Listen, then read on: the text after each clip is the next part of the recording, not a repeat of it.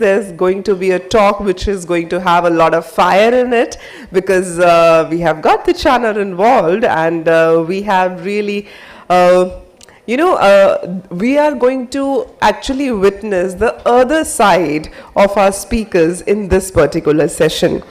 So let me please tell you that this session is gonna be takeover by Times Now. Thus, I request all the delegates who are still outside, please come in, be seated. It's the time to start this session now. Yeah, I can see our delegates coming in. Please have your seats.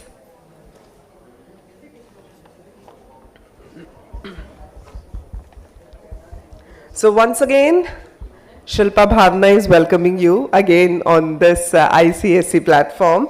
And let me tell you that in this particular special plenary 7, what we are going to focus is that is educating for informed family planning choices for a sustainable population and planet, which is very much important. And in this we have got the 3 segments, right? We have a fireside chat, and that's going to be with our chairman, sir. And then we are going to have the panel discussion, and thereafter we are going to have a check on the ground realities, achievements and challenges relating to this particular subject. So let me please initiate and invite on the stage the lady who is just going to take over this from me for a while. Yeah. So ladies and gentlemen, please put your hands together for the National Editor of Times Now, Ms. Meghna Dekka. I invite you on the dais. You'd like to speak? Yeah, so now Meghna ji is going to take over the position for a while, and after that I'll be joining soon. Please. It's hard to fill your shoes, but good job. Thank you. Thank you. Well, hi there, everyone. It's great to see everyone here. Of course, it's been a pleasure to welcome all of you here on a very important subject that we are going to be discussing today at the plenary session at the 6th International Conference on Sustainability Education. Well, today we are going to be focusing on a very critical subject which affects each and every one of us, especially the younger ones that I can see on the crowd. This is about education for an informed family planning choices for a sustainable population and a sustainable planet as well. In fact, with the global population which is projected to reach about 9.7 billion by 2050, the need for an informed family planning and education has never been as urgent as it perhaps is today. In fact, in countries, especially in India, we have witnessed a demographic shift already towards stabilization, replaceability, which has happened already. But significant regional disparities still remain. We are going to be looking at specific states such as Uttar Pradesh later on in this session as well. Moreover, there is a connection between population growth as well as sustainable development, which is now getting even more clearer. According to the United Nations, it has said that there is a slowing population growth which could possibly reduce the global CO2 emissions by as much as 40% by the year 2100. In fact, this session will aim to explore just how education can possibly empower individuals to make an informed choice on family planning and contribute towards global sustainability as well. In fact, with us we have an esteemed lineup of speakers who are going to bring with them deep insights as well as research and data that they have put in, expertise from fields which have been spanning across several sectors: gender equality, population studies, education, as well as, of course, sustainability experts as well. In fact, we are going to begin the session. We'd like to first welcome Mr. Pradeep Burman, the chairperson of Mobius Foundation, for an exclusive conversation with me. A louder hand, please.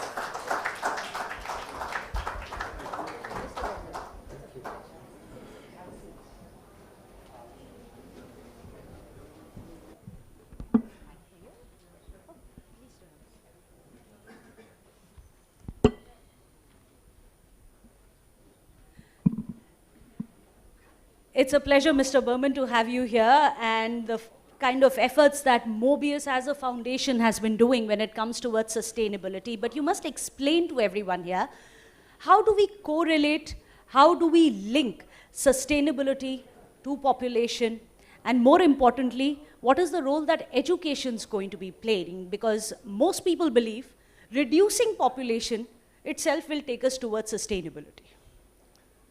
First of all, let me just say something about the population, because when we look at India, when we look at the world, the population has risen so many times, but the planet hasn't grown, nor has the land grown to house so many people. In India, the population was 35 crores, and now it's 140 crores.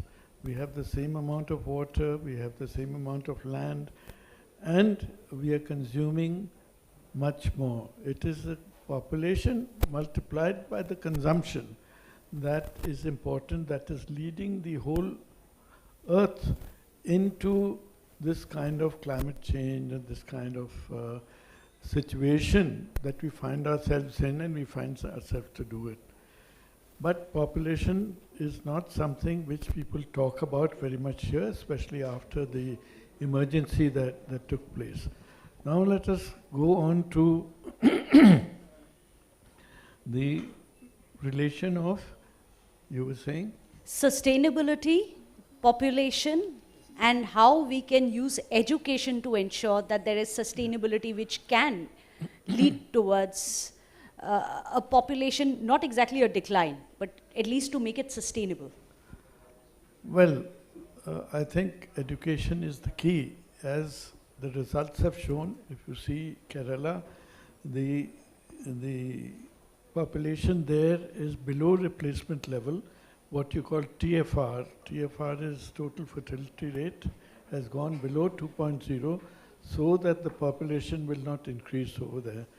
So, but TFR rates are much greater all over the rest of the world, especially UP and Bihar. These are the two high fertility rates in India.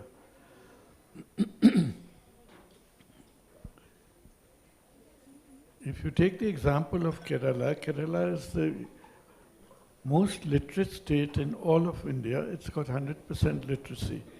That is the first state in India to go below the TFR rate of 2.0. And this is what population is doing to bring the population down. If the population went up from 35 to 140 crores, the land hasn't increased, the water hasn't increased, and so we face ourselves with the resource situation, that there are not enough resources to satisfy all of us. So education is the key, and we see it from the label of Kerala.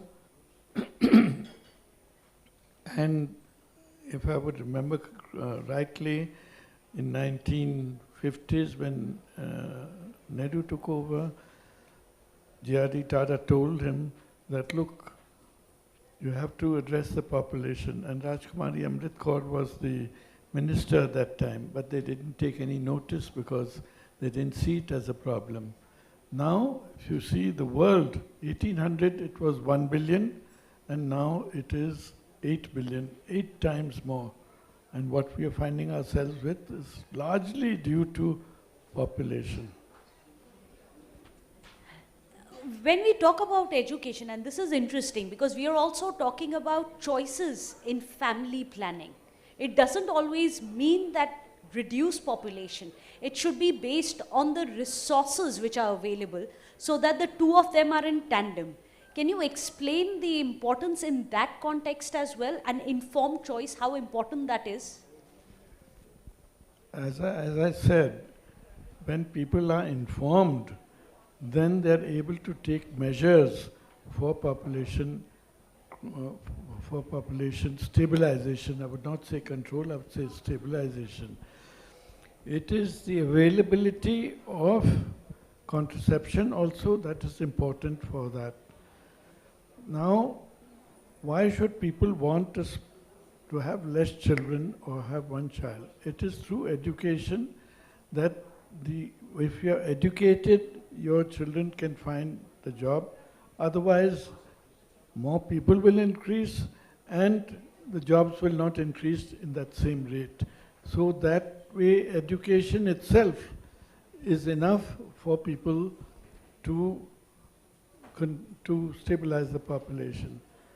Education and things go together because the person who's bearing the child, once she is educated, then she wouldn't want to have more children because she will see that the child cannot get into a school, which cannot get into find a job, and that is the problem which we'll realize once they're educated about family planning.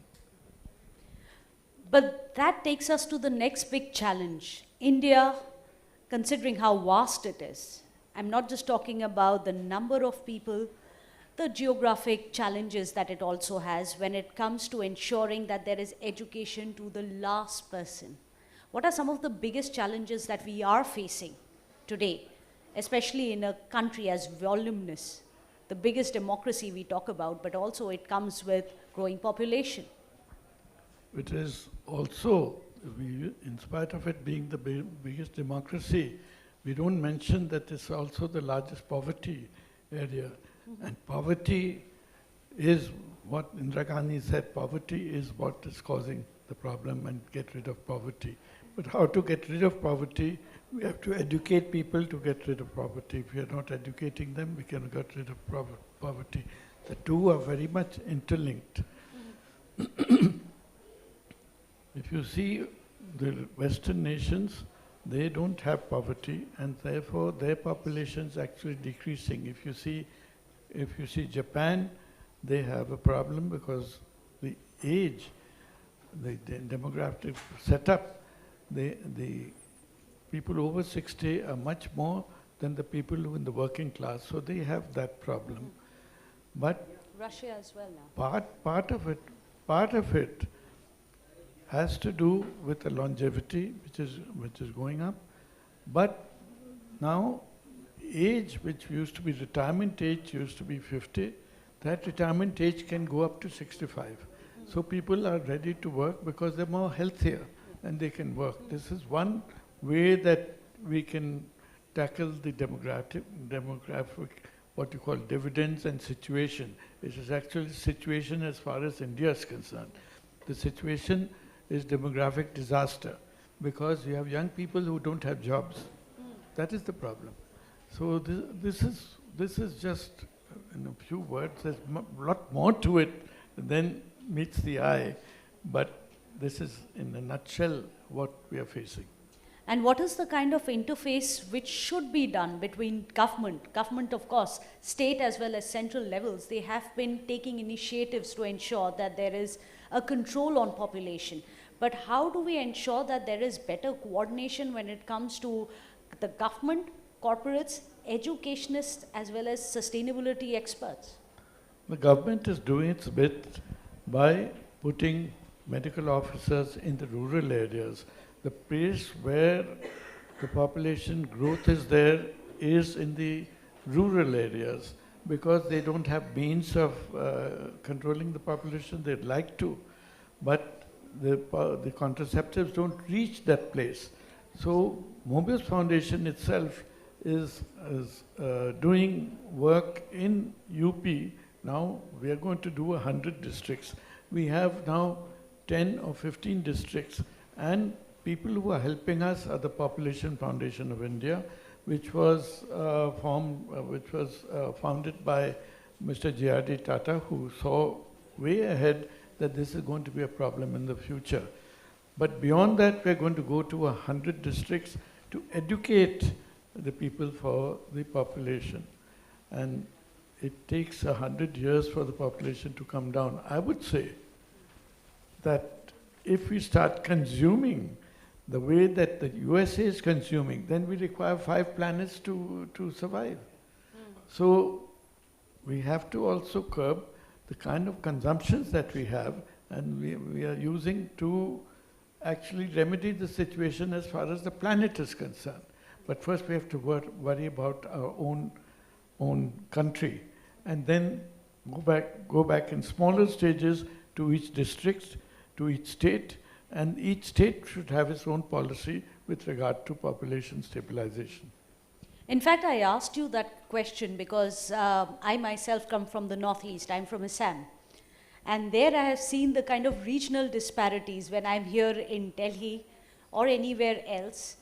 Uttar Pradesh, for example, where I work in Noida, then I go to Assam. In the Northeast, the population may not be as much as voluminous per se, but it comes with its own challenges, especially to ensure that there is ecological stability as well. That has been one of the worst affected areas, if you look at that. Well, naturally, when the population is larger, then they need more space. They have to cut down trees, and that reduces the ability to absorb the carbon dioxide. Therefore, those regions which are there in, let's say, Assam and everything, they are eco-sensitive regions, and much more has to be done besides population growth. But it is related to population in that they have no space, trees are being cut down, and they are not able to really Hills survive. are being mined, yes. So this is the situation there. What we are doing, we have a project Akar, which is for stabilizing the population in UP, and we will move on to Bihar after we finish the UP, maybe about a year from now. We move into Bihar to do that. And education is the key. We do counseling, that it is not necessary for you to have 2 children or 4 children or 8 children, because they have no means and they are not educated enough to realize. We do lot of counseling also. It's not just contraception. It is also counseling. Yes. And I believe there are counseling centers as well that Mobius has set up. In Uttar Pradesh, there are several such fundings which have gone out, but that's just one of the many initiatives. I think when you want to sustain the population to a level, you also have to have health care. One of the reasons people have more children is because if you have 6 children, then 3 of them die. And that is one of the reasons. Mortality rates. So if you have health care along with it, and you are sure that if a woman is sterilized or tuberculosis or whatever they do, or operations they do, that they have health care after that, then they are willing to do the operation. Otherwise, then they are not able to do the operation to prevent further births. So health care is very important, which we provide along with the counseling and population control that we are doing. We do also health care. Yes. Well, thank you so much, Mr. Burman. That was a very educative conversation, and I hope the rest of the sessions will also be able to reflect a bit more about what steps can be taken from here on. Any closing words, sir? Yes, there is something which I forgot to mention because I didn't look at my notes and I kept repeating the same things. We have what is the Gyan Shakti program. The Gyan Shakti program is gone into the rural areas, and we are going to do only girls' schools, and we are going to do 100 schools. And this only in the tribal and the rural areas where there is no education. We take the help of, with the technology going on, we have teachers who are in Gurgaon, and they are able to teach somebody in UP. And they have a smart board. A teacher in Gurgaon can write on the smart board in UP for that. So we are taking 100 girls' schools, and we are providing them that, and career counseling as well as job skilling that we're going to do. So it has to all go together. It's not just, you just educate them and it's not enough. You have to do skilling, and you have to do counseling as to what sort of careers are open to them so that they are able to find a proper economic employment. If they have employment, then they are able to live equally along. There's a gender question also, which they can't just And also do. independently make these choices. Yes, they are able to make With financial stability. They're able to make these choices because they have to have financial security if they're not to be bullied at home. Yes. So, I just wanted to mention that. That's amazing work, and best of luck to you and your entire team at Mobius. Hopefully this is going to, and these changes will take time. These changes will be seen over the next few decades, even over the next few years, and perhaps even over the century. But these kind of steps which are being taken will definitely go a long way, because the vision, I believe, is for the year 2100. Well, thank you so much, Mr. Burman. This was a very interesting conversation, and no, you definitely did not repeat anything. Thank you. Thank you. A big hand, please.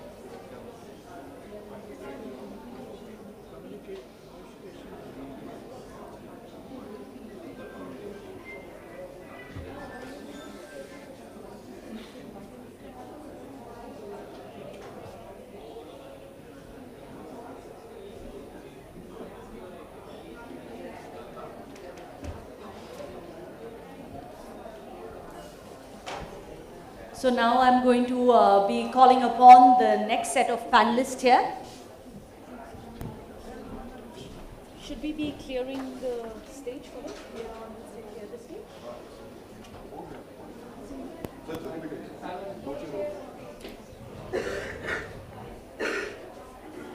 You need another chair.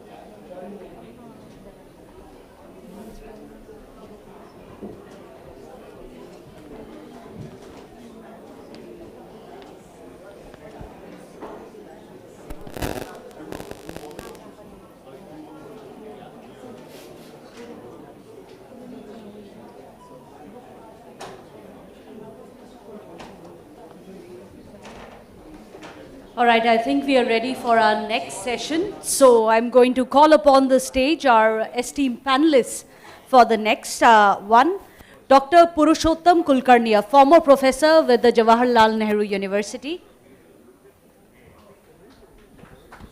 So if you could just have a...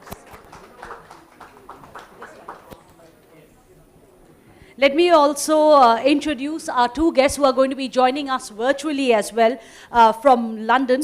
We have Ms. Amy Jankiewicz as well as Ms. Shweta Shirotkar. They are from Population Matters. They are joining us live virtually on this.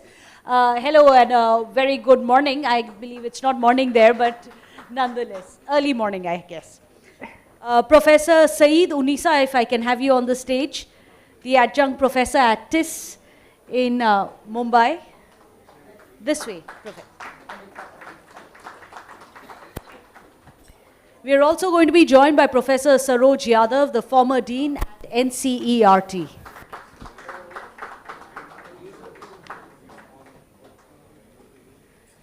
A big round of applause and let's begin the next session. And this is going to be an interesting one because now finally we have the researchers, we have the educationists and of course activists and sustainability experts who are going to be charting the way forward. We've already discussed with Mr. Berman what has been the way so far.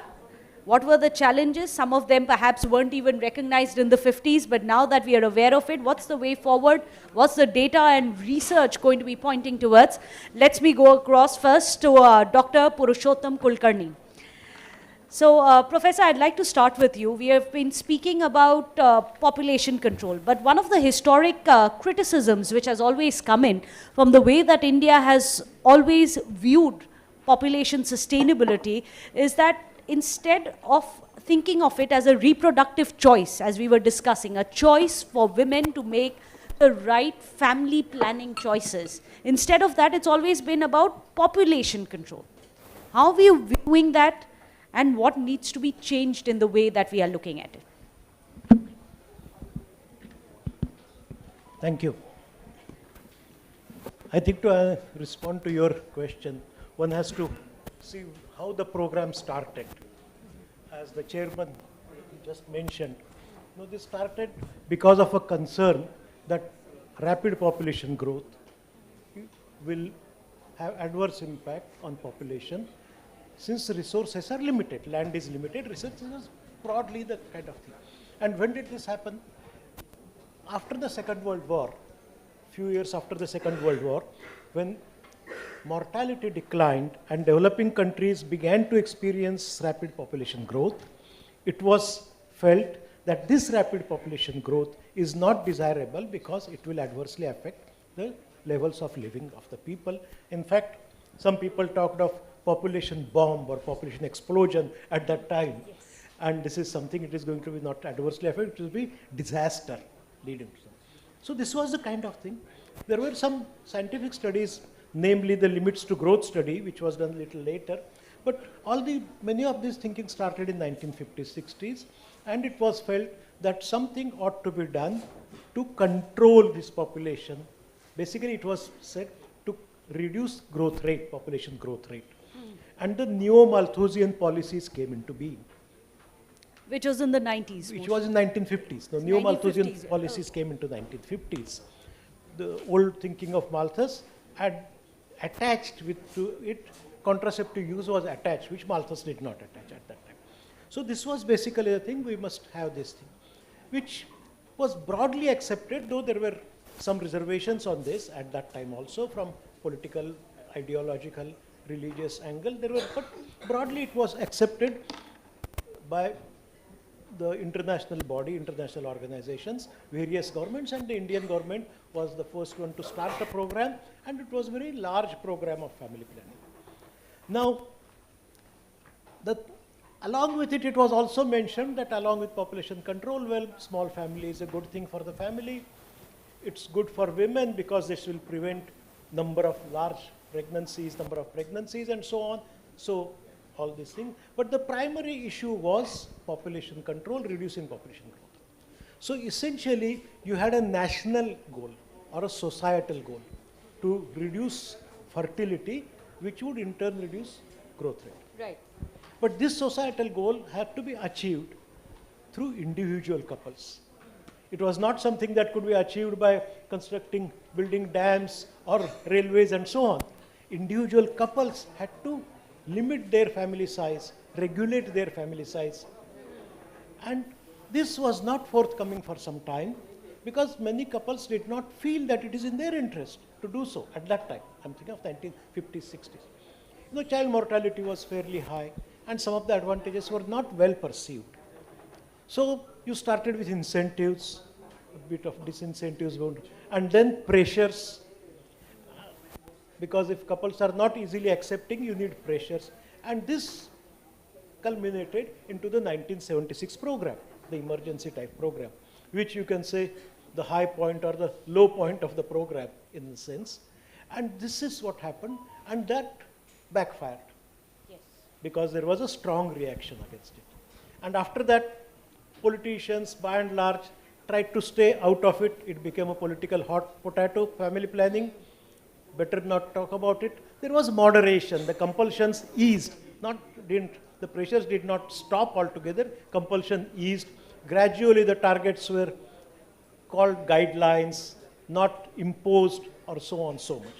So all these things happened. So you can say that at that time, the pressures meant denial of reproductive right to have children what the people want. China did that successfully because Chinese condition is different. China started late, but did it very successfully under totally different conditions. The compulsion was there. The system was different. But in India, what happened once this compulsions and so on eased, over time, people themselves started accepting the small family norm. And this happened because of two principal reasons. One is there was a perceptible decline in child mortality. Child survival improved. Children live long. They are not, most will not die. They will live long. So you don't need to have so many children to ensure. The second thing is people's aspirations rose. And these aspirations led people to think that it's good in their interest to have a small family. Forget about the societal or national interest. It is in my interest to have a small family. The economist, what Baker called quantity-quality trade-off. So this is what couples began to think. It took time. It was done gradually, not everywhere. As the chairman mentioned, Kerala, then Tamil Nadu and some states. But gradually this spread to other areas. So over time, fertility declined. And there was a clear decline. And of course, now our fertility is at or below replacement level. In fact, the total fertility rate has come to 2, which was earlier 6. So it has come below. So this post-emergency development is different from the development up to 1976.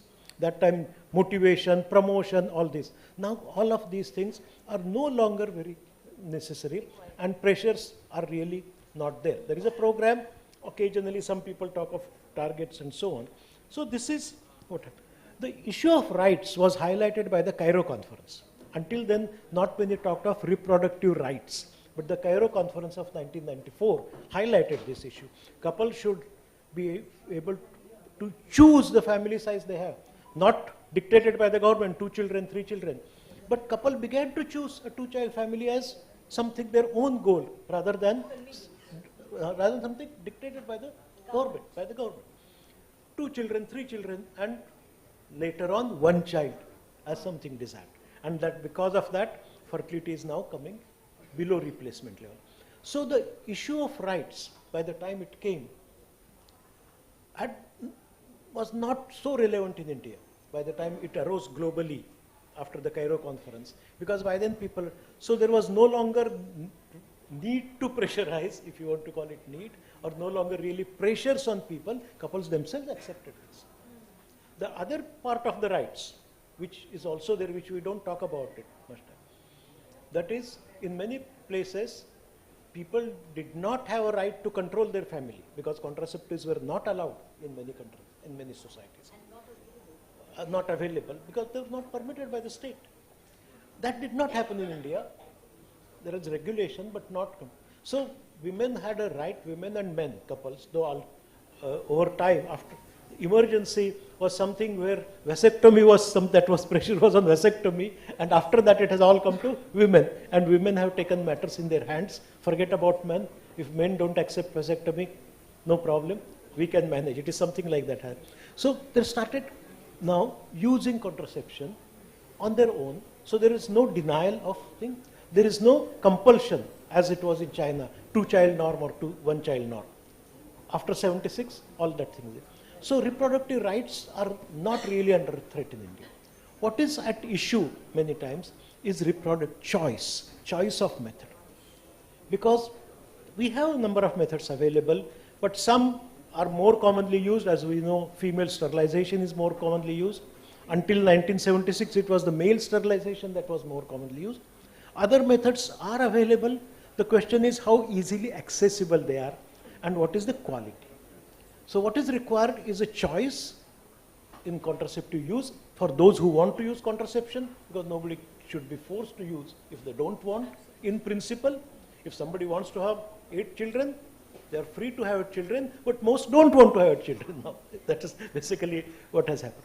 But then the quality of contraception, the choice and informed choice in youths. Now that is where we are lacking in a way, because whatever we see is percent saying that they have informed choice, they are aware of what would happen in case of contraceptive use is not very large. It's there, it's about 60-70%, but still that means there are many who are using contraceptives without adequate knowledge of contraceptives. And so what is required now at this stage is to emphasize or work for informed choice, and that is where education is needed. Well, that's a very significant point. In fact, let me go across and take off from what Professor Kulkarni was speaking about. Let me go across to Ms. Amy Jankiewicz, if we can have them up on the big screen. Let me go across to Amy Jankiewicz as well as Shweta Shirodkar, because they are part of Population Matters. And, well, I believe you can hear me. Hi, Amy. I'd like to take off from what Professor was saying. He made a very interesting point about the kind of imposition which at times came in India, as we saw in the year 1975 from the government. And it's interesting because you all are in Population Matters, you're looking at ethical, choice-based solutions for population challenges, and also interestingly to ensure that it is done without resorting to anything which is coercive in nature or alarmist in nature. Can you tell us a bit about that? Yeah, of course. And I just want to start by saying a huge thank you for inviting us to be part of your panel today. It's a crucial topic. And I'm a new CEO into the role at Population Matters. We're just about embarking on our new 5-year strategy for 2025 to 2030. And it's a really exciting time. We are the only charity in the UK that focuses on population and supporting other countries and other regions around the world with these important messages. From the perspective of the question that you just spoke to us about, education is really crucial for helping individuals make informed reproductive choices, and at Population Matters we consider these through 2 key lenses. Schooling in the first instance. There's a really strong link between education and family size. Shweta will go into the details of some reports that we've been looking at. But it's very clearly evident that year by year, up to kind of 12 years of education for girls, there's a clear link between less children or the less childbearing, delaying childbearing and birth spacing, and smaller families. And what's really important to us at Population Matters is not just the women's empowerment, we're also making our new strategy about male allyship. And really about female leadership as well. So it's not just about women having the opportunity to be educated and to be working, but also striving for leadership opportunities, which will provide them with greater participation in governance and community decision making, and ultimately in policy making, in government roles as well, and environmental policy, because creating opportunities for better health infrastructure and family planning resources will provide us with much better opportunities for women in the future. The second lens that I just want to mention before Shweta goes into the detail is part of our new strategy and work that we've already started to do is on population health and environment, so PHE. And we couple that very closely with education. And this provides an opportunity for us to address population and health concerns and link those to conservation challenges. And these sustainable development opportunities really create opportunities and benefits for both people and ecosystems. And that's going to be a large part of our strategy for the next 5 years going forward. And Shweta's got some more detail to share with you on on reports from the World Bank and the National Family Health Survey reports, and she's also our resident expert in PHE at Population Matters. So I'll just hand over to you, Shweta. Thanks, Amy. Am I audible? Yes, you are, Yep. Shweta. Okay, thank you so much. Firstly, just to second Amy, thank you so much for having us as a part of this panel. Just to pick up and add on to what Amy said, there's a direct link between education and, reproductive choices, delayed childbearing, just women's empowerment, increased workforce participation, which gives them agency, leadership, etc. But we were looking at this one report by World Bank, that is the high cost of not educating girls specifically, and it drew direct links to child marriage or early marriage and fertility rates, and it said universal secondary education could virtually eliminate child marriage.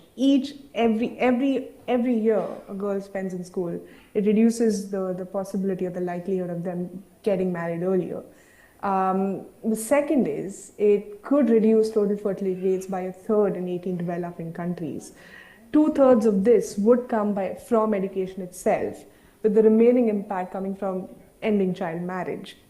And if we look at evidence from our recent National Family Health Survey, also in India, the NFHS 5, educated women are more likely to delay their first birth.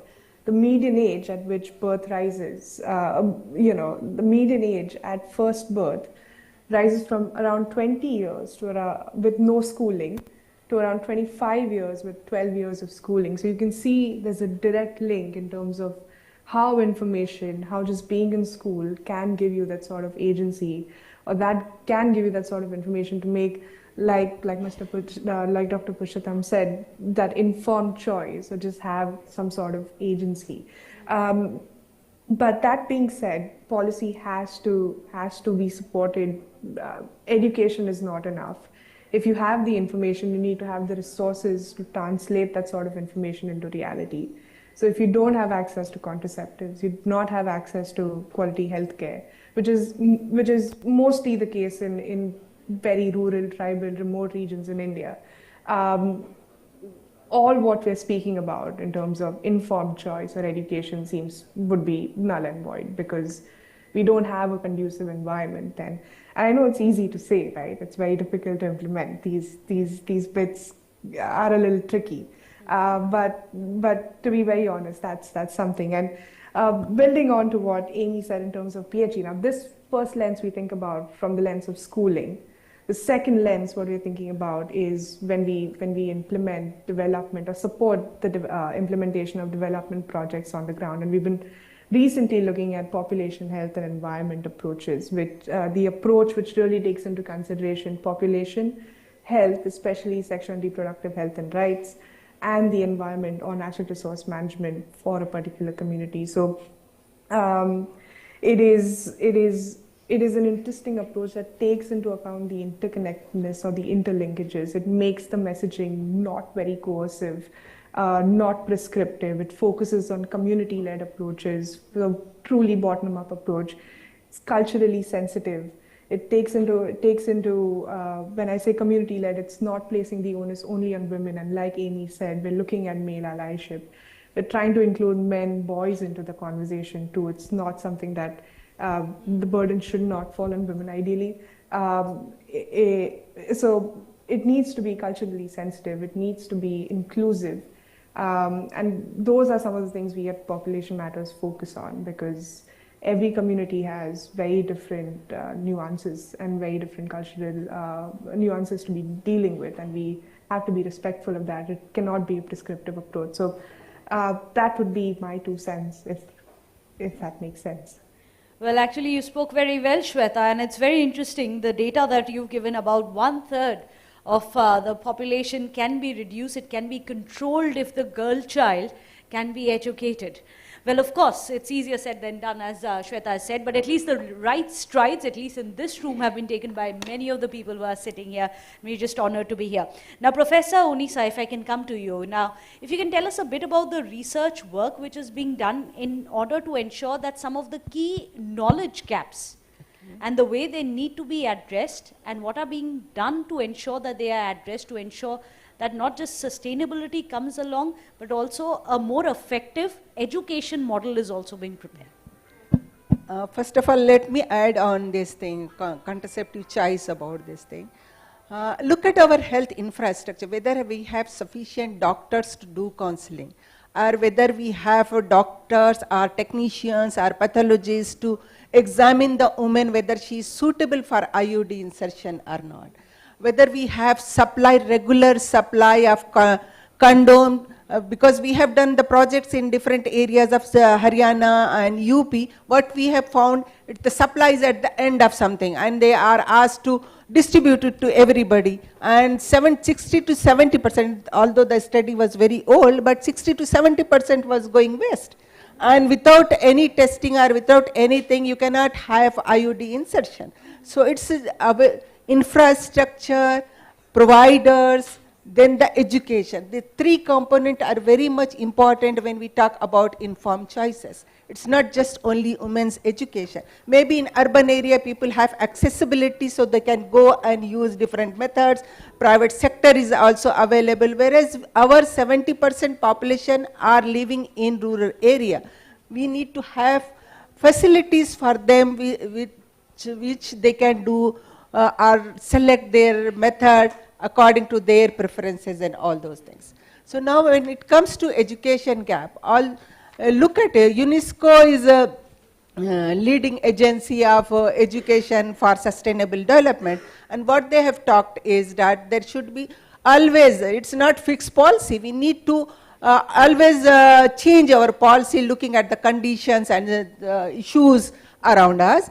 And learning environment, what we feel that children are not learning population education or reproductive health, then we need to think about changing learning environment. It should not be a fixed environment, whatever has been developed, that will be taught to them for 30 years or 40 years. No, it will not work. And the other one is with new things, new technologies, children will not learn what we have teaching them. So the approaches also have to be changed. The other one is about what we have done for teachers. Although we say that we have, according to NCRT and other groups, we have given training to the teachers, but new teachers are coming up, new group of people are coming up. So for them also we need a different type of teaching tools as well as trainings. And when you look at urban areas, in urban areas a lot of private schools, private sectors are there. So in those schools we do not have proper population education and all those programs. So those children are missed out. So when we want to have a proper population education program, in this current scenario, what I feel we need to incorporate in that gender issues. Mostly we have ignored gender issues, and this gender issues, if we include in the population education program, as it has been suggested by ICPD and other conferences, or women's conference and all other conferences, gender issues, teaching children from the primary school about these issues are very much important. Are involving community and asking them to have some maybe simple cooking competition by males or cooking these things. So children will get an idea that it's not just the male work or female work. So we need to have new innovative idea of teaching. Other one is that we have trained teachers of science teacher to teach population education. It's not necessary that only science teacher have to teach population education. Maybe the math teacher can also explain some of the issues, maybe other teachers. Moreover, if it is a combined class of girls and boys, mostly it has been found teachers are avoiding teaching about reproductive health.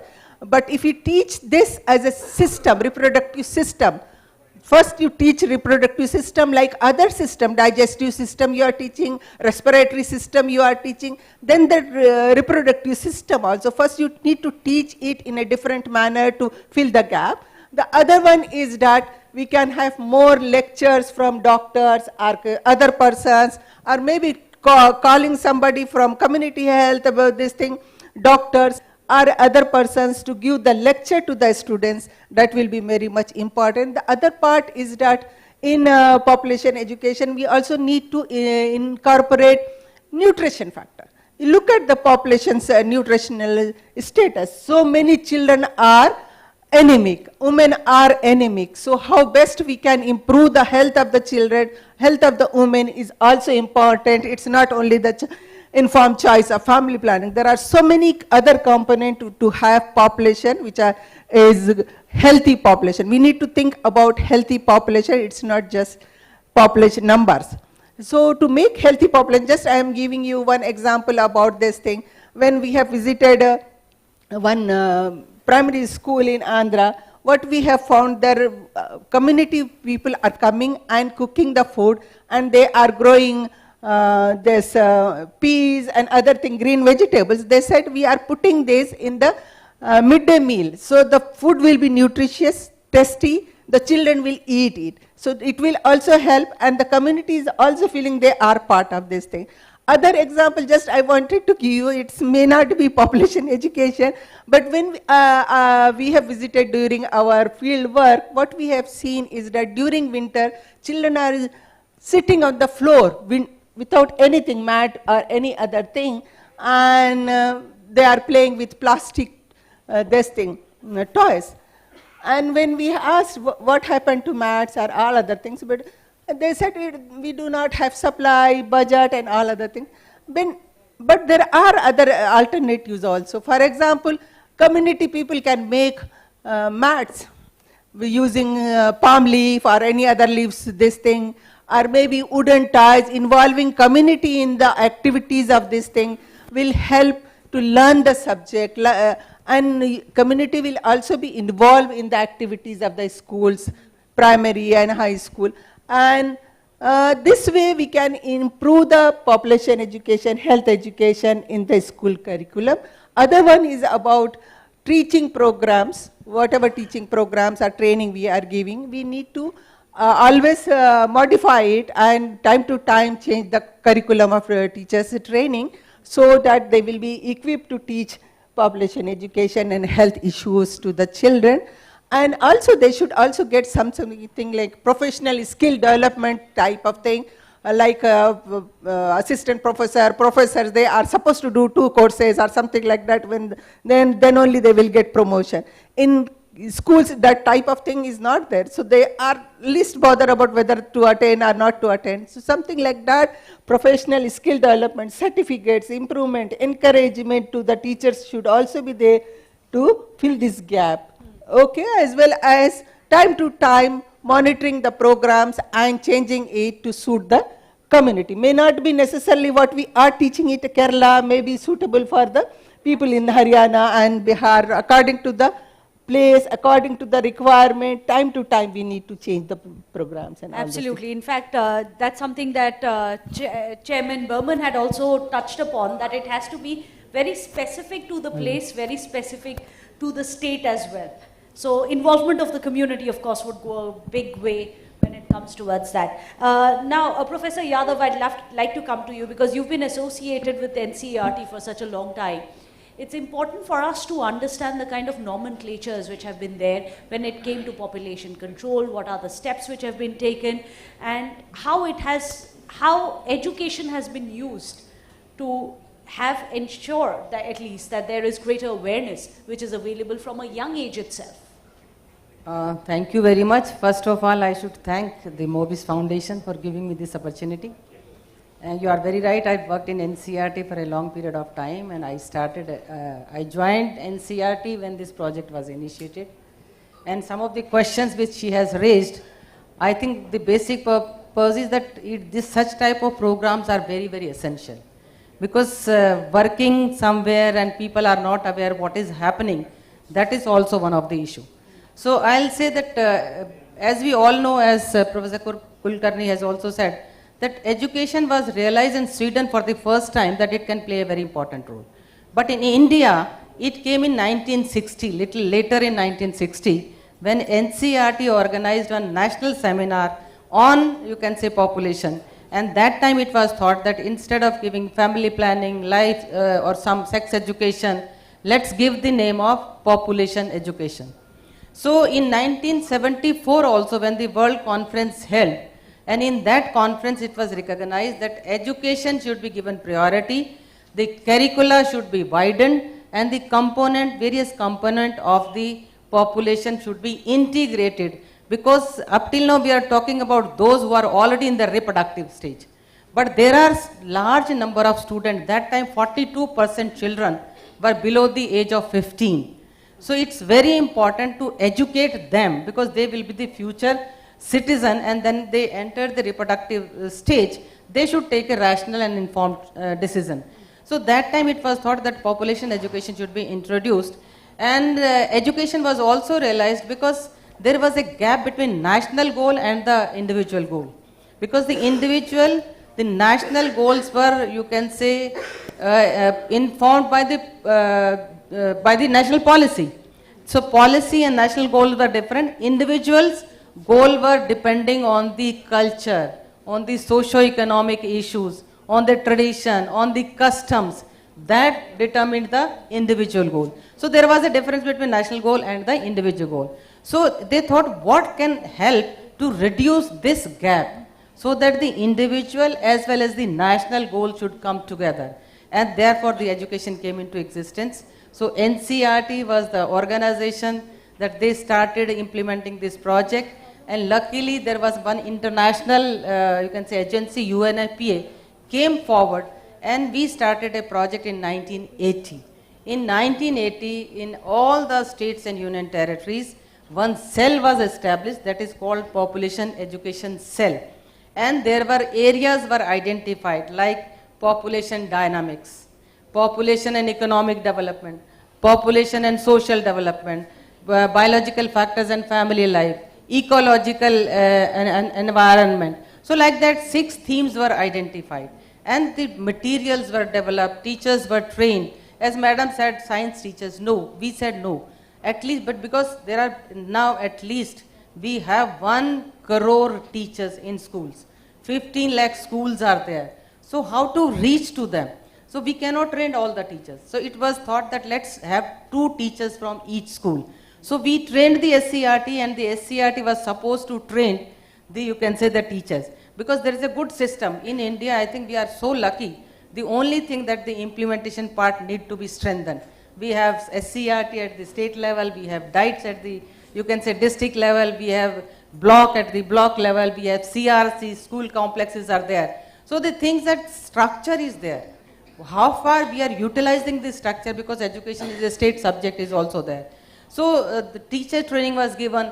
Then it was thought that we are providing training to the teachers. How far the teachers are transacting into the classroom situation.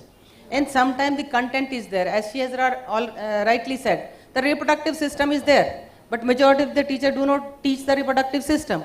And there are many myths. In one of the, you can say, program, we asked, there were a program of parents, teachers, teacher educators and students, children. So one of the parents said that, you know, my child is very simple, my child is very innocent, he doesn't need all these reproductive and all these things. Then the child got up. He said, my mother does not know what I know, because she is thinking I am very innocent. But I have so many myths and I have so many clarification, I want to have it. So we organize various activities with the student in the classroom situation. For example, at the national level these days we are organizing role plays. And role play means that starting from the school to the district, to the state, and those come to the national level.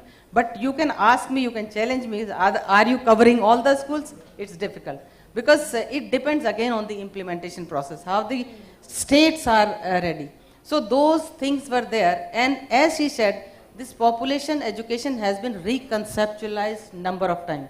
If you will ask again the question, or should I complete all my things there? It's up to you. Yeah, it's better to, because in continuation it will be better. So that time it was the macro level, you can say, issues were there, population and economic development. And sometimes we used to say India is going to be the first. So some children used to say at least we are going to first in something. So instead of conveying the right meaning, you are conveying it in a not that much. So it was thought that reconceptualized it, and it was also suggested by UNESCO to start with the micro level issues. Means instead of talking the whole population, talk about family size and family welfare. How the size is affecting your welfare in your family. So that one was taken. Proper age at marriage. Because the universality of marriage was there, the age at marriage was very low. Though we have achieved a lot. There was a data that in 2005-06 it was 47% were getting married before the age of 18. But now it has come to 23%. But 23% is also a very huge issue. And so that was the another issue. Then values and beliefs. Son preference is still there. That we are saying we should have a small family, but it's small family has a trade-off. Because if you want a small family, but at the same time you want a son. So there's a lot of female feticide is also occurring.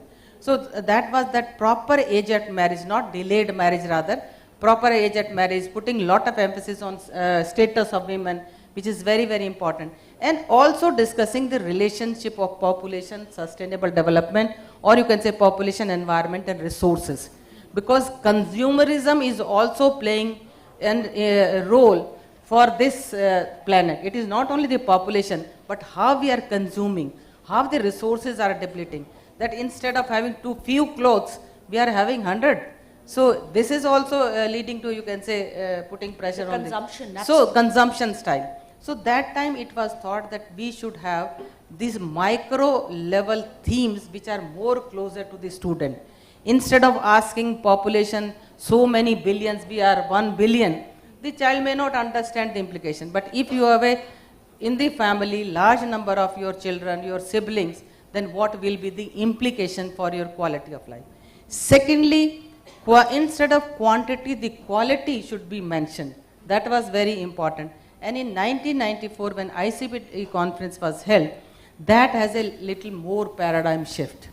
That said that we have to focus on conditions, because just saying population control is not going to help you. Just saying having small family is not going to help you. You are talking to a child who has no food and you are talking about balanced food. What about that balanced food when he has no food? So it's very important that you have to create a condition, and conditions were that we have to have a caring capacity, means environment. We have to talk about environment, gender equity and equality, which is, she has also mentioned that was there. Adolescent as a reproductive, as a underserved group, means we have not talked about adolescent up till now. We were talking about children, but adolescent has their own, you can say, issues, needs and concerns. Growing up issues are there. So those issues were there. Then reproductive health and reproductive rights was also focused. Family as a basic unit. And the focus was that we have to not only make them aware. Majority of people who smoke, they are aware about the implication of smoking, but still they are smoking.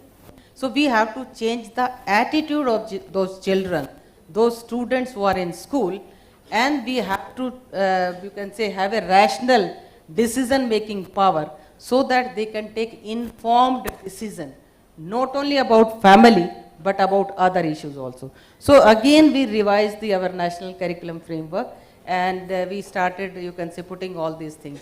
Then again, the curriculum framework was revised, but now not too much focus on population, because as if you are reading every day, that family size is decreasing, and there are states where fertility has gone down.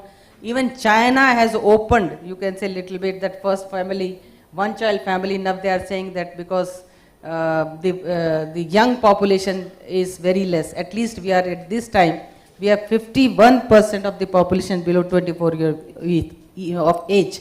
So the youth and the children is very important, and there is one study conducted in 2017 by Lancet that has revealed that if you invest in children, in their education and health, there will be triple benefit. Why triple benefit? That they will be healthy, they will be more educated, they will be more empowered. When they will be grown up during the reproductive stage, they will take better decisions, they will be healthy, and when they have next generation, that generation will be healthy. It has also come out that if you are able to provide at least the secondary education, there will be 10-time economic benefits to the country. And if you are giving 12th, means the higher secondary education, then there will be 12-time benefits. So that study has come out that investing in children, investing in youth is very, very, you can say, productive. And therefore, now the NCERT, the Ministry of Health and Family Welfare, and Ministry of Education, I think this is the first time that the two ministries have come together, involving majority of the civil, you can say, networking of civil society, government sector and come out and you can say have started one very major program which is called health and wellness of school going children. And in this health and wellness of school going children, now all states, again sir, with a assumption that I cannot say that it is very intensively implemented into the system. Because वो कहते हैं कि घोड़ा कितना strong है तो सवार उतनी ही तेज तो दौड़ सकता है. So what is the system is whether the system is strong, then only, because it's not a separate subject, it has to be integrated, it has been integrated into the system. So 11 themes have been identified. And for madam's also information, that growing up healthy, what are the physical changes, because now youth have to be empowered. So the physical changes, even the birth of a child, generally we used to say the women are responsible for the birth of a child. If it is a girl child, the woman is responsible. So clarifying all these myths about menstruation, even about masturbation, so these things have been included in this module. Then emotional well-being and mental health, because these days students are committing suicide. You have seen quota, you have seen even in school also they are committing suicide. Interpersonal relationship, values and responsible citizenship, where we have included already the environmental issues. Gender equity and equality, not only equality but equity is also very important. Nutrition, health and sanitation, because 59% of the girls in India, particularly in the adolescent stage, they are anemic. 31% of the boys are anemic. There is a stunted growth, there is a wasted growth.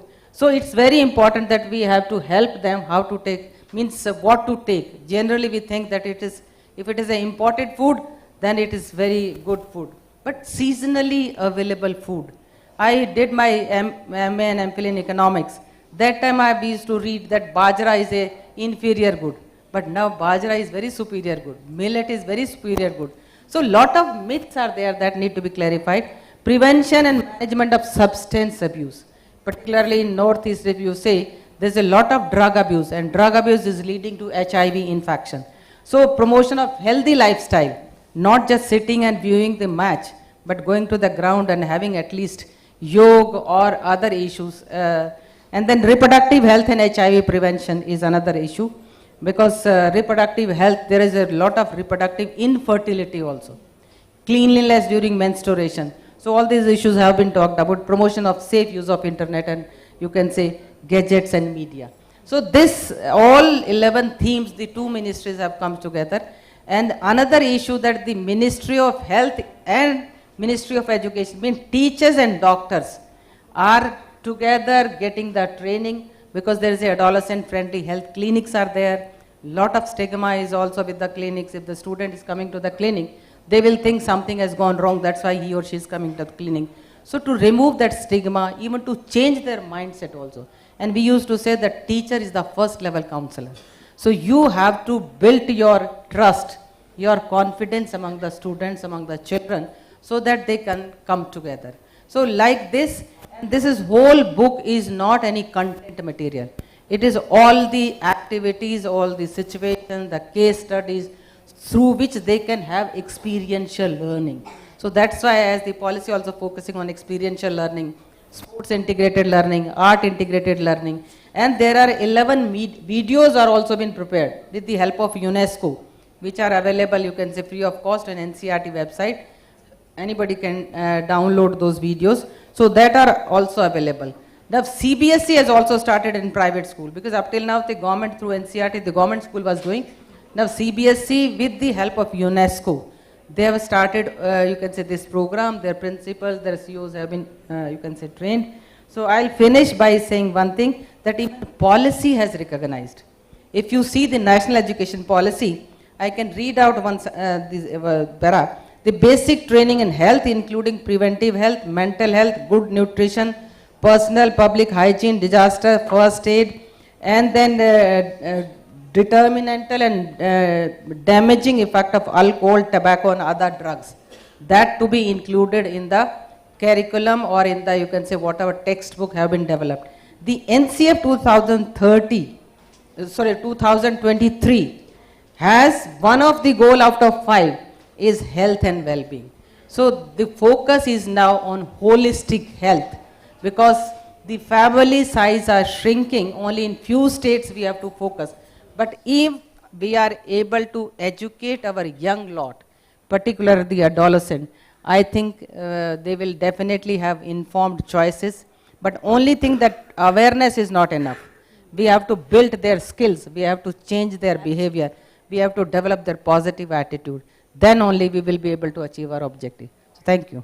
I think it was very interesting. A big round of applause. It's interesting for us to see with changing times, the changing nomenclatures, the changing educational structures also, and that's equally significant. In fact, Professor Kulkarni, I'd like to come to you. That's something that even you had mentioned earlier, that at the time of independence, there was a pressing need, it was felt, that we should control it, control the population, reduce the population. But now that we are already in India nearing replacement levels, now there is a separate entire complexities there have changed.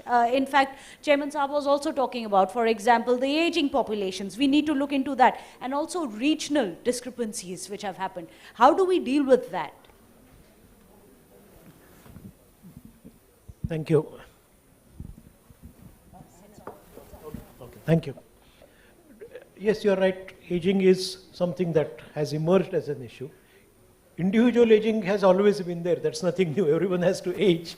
But population aging is something that has emerged, because instead of about 4 or 5% of the population being old, we will have, by the end of the century, 25 to 30% of the population that will be considered old. So that burden, if people may not like the use of the word burden, but that burden will be there. It's already being seen in several other countries. For the working people, that burden as such will be there, old age burden. And that is inevitable. The only way not to have that kind of thing, prevent it, is to have more children.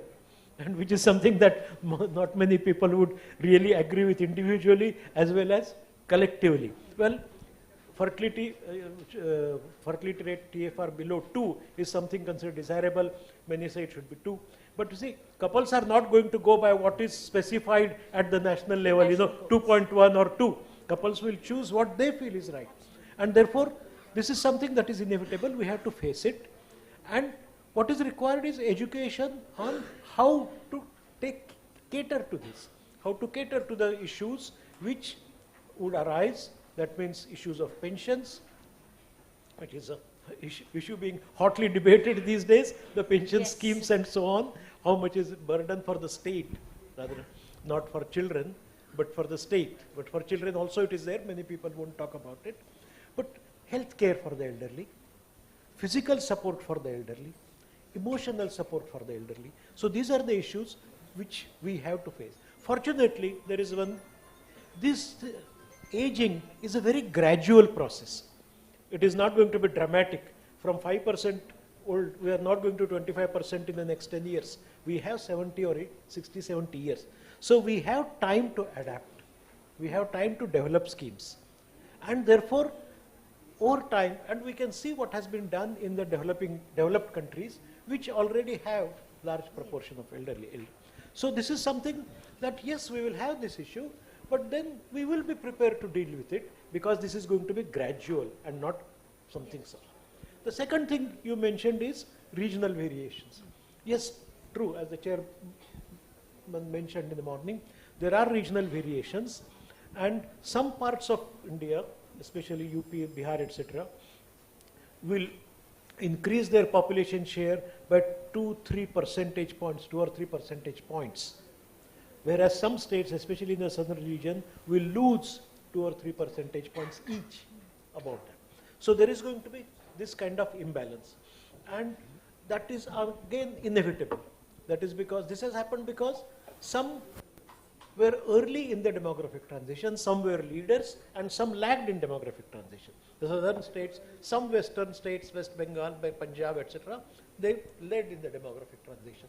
So they and literacy rates played an important role in it? Well, literacy rates did play, but it was not the only thing, that's it. Because Andhra Pradesh did not have such literacy rate, but Andhra Pradesh is also ahead. So various factors are there. It is not one single factor. Literacy is one of the factors. Social structure is something that also matters. But with it, some are ahead in transition. They will stop growing in 2040s. Some states will continue to grow until 2060s or even 70, even beyond 70. As a result, there will be growth imbalances. And again, we will have to face the growth imbalances. We'll have to see what are likely to be the consequences. Okay, I will stop there. What are likely to be the consequences? And one major consequence of this growth imbalance is going to be massive migration. Not small migration, massive migration on scale which we have not seen. We had migration, interstate migration, but in future, especially in the next 20, 30 years or so, there is going to be huge migration from states which are lagging in transition to states which are ahead in transition. And as we know, migration does create issues, political issues, social issues, and we must be prepared for it. So what is required is education, both to people who areas which are likely to send migrants and areas which are bound to receive migrants. We are going to receive migrants. How to handle this? And that is going to be a major challenge, not the population growth, which was a major challenge. 50, 60 years ago, it was the villain. It's changed now. Population growth was considered the villain. Now it's the regional variations which we will have to face, and we will have to be prepared for that politically as well as socially. Well, thank you so much, every one of you, for, I believe there are questions there, but I think we'll have to wait till tea time, because there are several things I definitely want to continue this conversation outside, but due to the paucity of time, we are going to be wrapping it up. Thank you so much, Dr. Purushottam Kulkarni, Amy Jankiewicz for joining us, as well as Shweta Shirotkar, Professor Saeed Unisa, as well as Professor Saroj Yadav. Thank you so much for sharing your thoughts, perspective.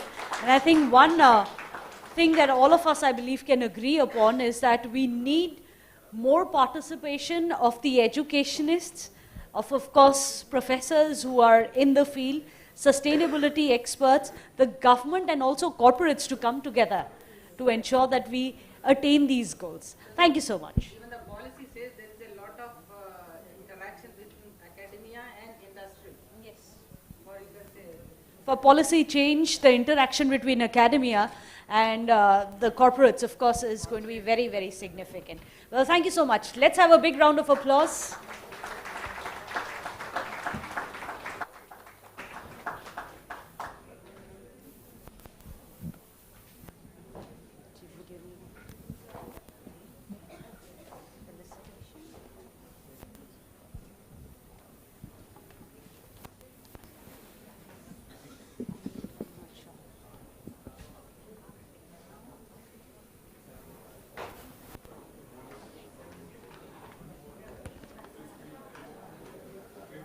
We're just going to very quickly start with the next session. Before that, we're just going to be clearing the stage, I believe.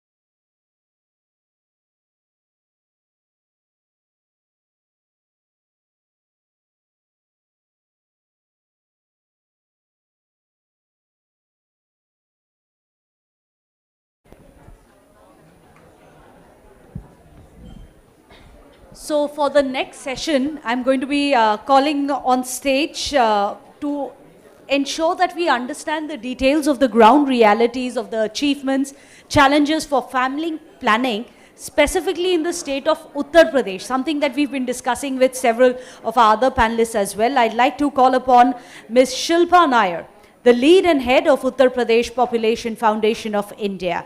So Shilpa is going to be telling us about Project Ummeed.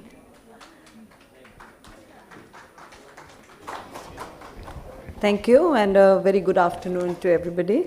I want to say a big thank you to our esteemed panel and speakers right before me, because I think you made my job very easy. Mr. Burman has really summarized the whole issue of what is the link really of population growth with overall sustainable development, even the sustainability and longevity of the planet.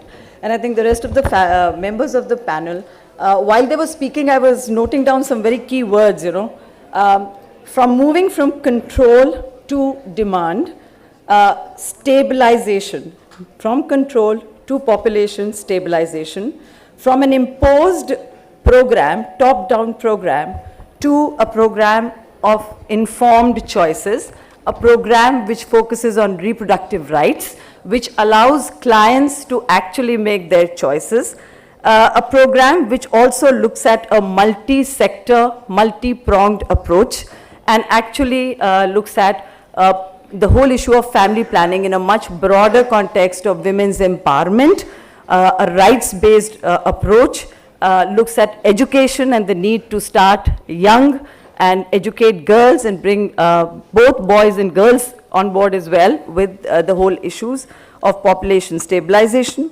and an integrated delivery of services which involves several departments, several sectors, using innovative methodologies to actually involve the community. And the last word was community involvement, which stuck with me also.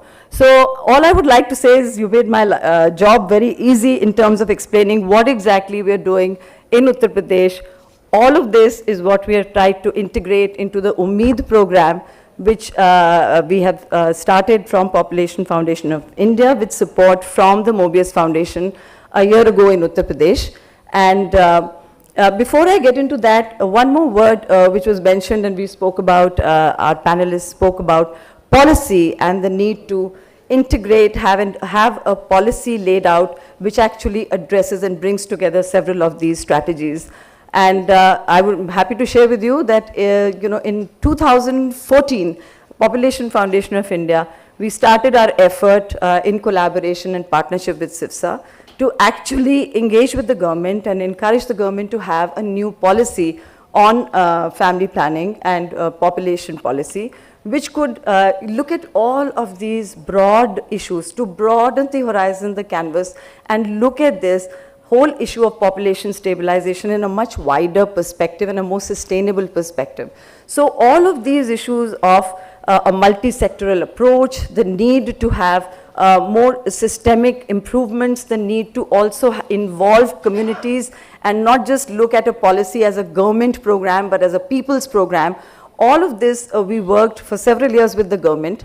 Finally, we got a breakthrough, and in 2021, the government of Uttar Pradesh actually has launched the new population policy, which is on their website, where you will find several of these issues that have been under discussion today actually reflected.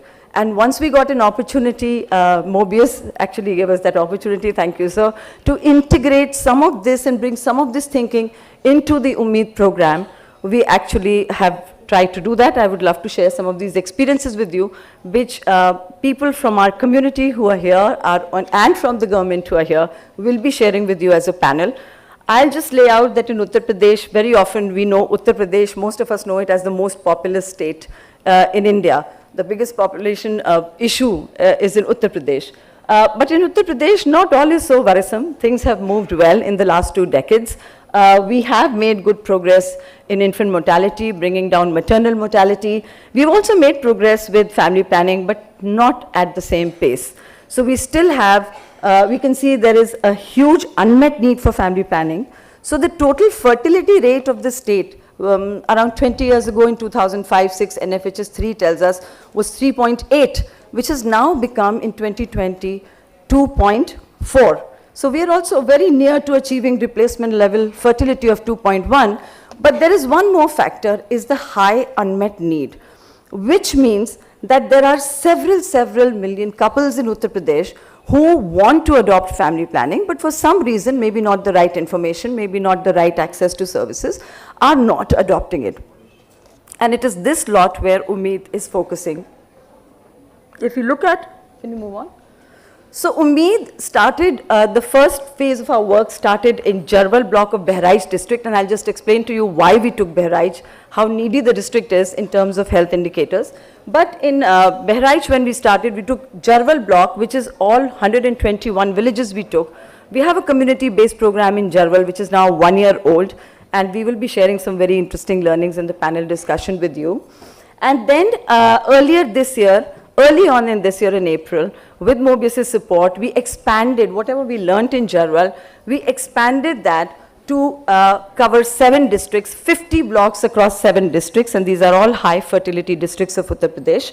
And totally, this project now is covering 12,000 plus frontline workers, which is Ashas and ANMs. So it is going to build capacity, which has already started, building capacity and training 12,000 plus frontline providers, reaching out to establishing family planning counseling corners in more than 200 public health facilities.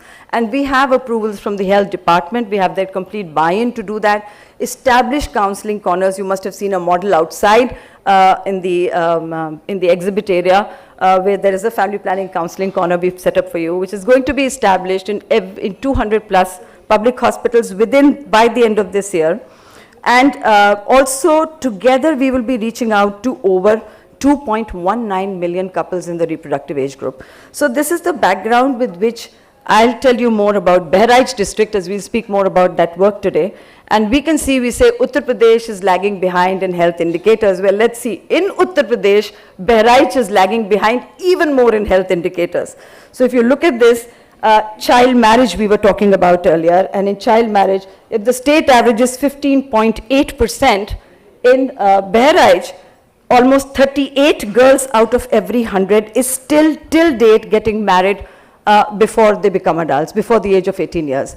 And then we know that when we get married, the girls get married at such a young age, at 15, 16, 17, the whole reproductive life cycle starts from that young an age. And given our social norms, there is total pressure to prove your fertility, have a baby early, produce a son, and then it just spirals into a whole vicious cycle of poor health issues for both mothers and babies, because they keep having babies after babies. So this is where the interventions are focused. If you look at the MCPR, the number of couples who are adopting family planning, then again we are way below the state average, from 44% state average to 33% Bahraich.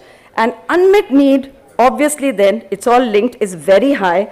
So if the state has 12.9% couples in the reproductive age who want to adopt family planning but are not currently adopting, Bahraich has nearly 28% couples, married couples who want to adopt family planning. So if we can just reach out to this lot of couples through our community engagement program and system strengthening, government strengthening program, which is what Umeed is doing, we are working at both ends, then that could just get us, help us to reach out to all these couples. Next one. So here's the activities. We've just tried to summarize. I mean, the photographs speak for themselves. So on one side, we are working closely with the government system to strengthen the frontline workers.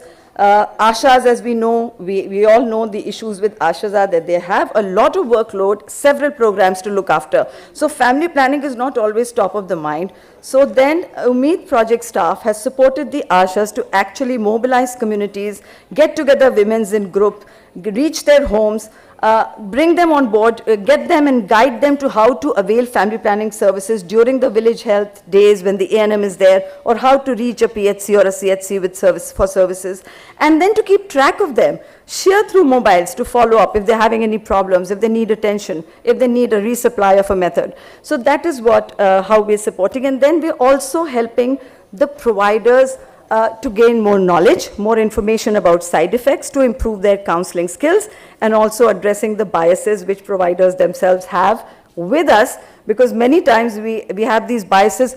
Should we counsel this lady? She's just got married. Maybe the family will not give me access. Or maybe let her have a baby first and then I'll talk to her about family planning. Or maybe I decide that she has 3 kids and she should go in for sterilization. Let's not even tell her any other method. So just addressing provider biases could lead to a lot better, more client satisfaction in the choices they are allowed to make for themselves. So that's how we're supporting the systems, and under the new project that we have, like I said, is also strengthening the counseling services in government and helping facility-based staff, that is the staff nurses and other providers, actually training them in counseling skills. And with this, there's a lot of behavior change communication material, which is in tools which have been developed, in job aids which have been developed, which they've really appreciated, which helps them to actually explain things to the client and give something to the client to read and to follow up.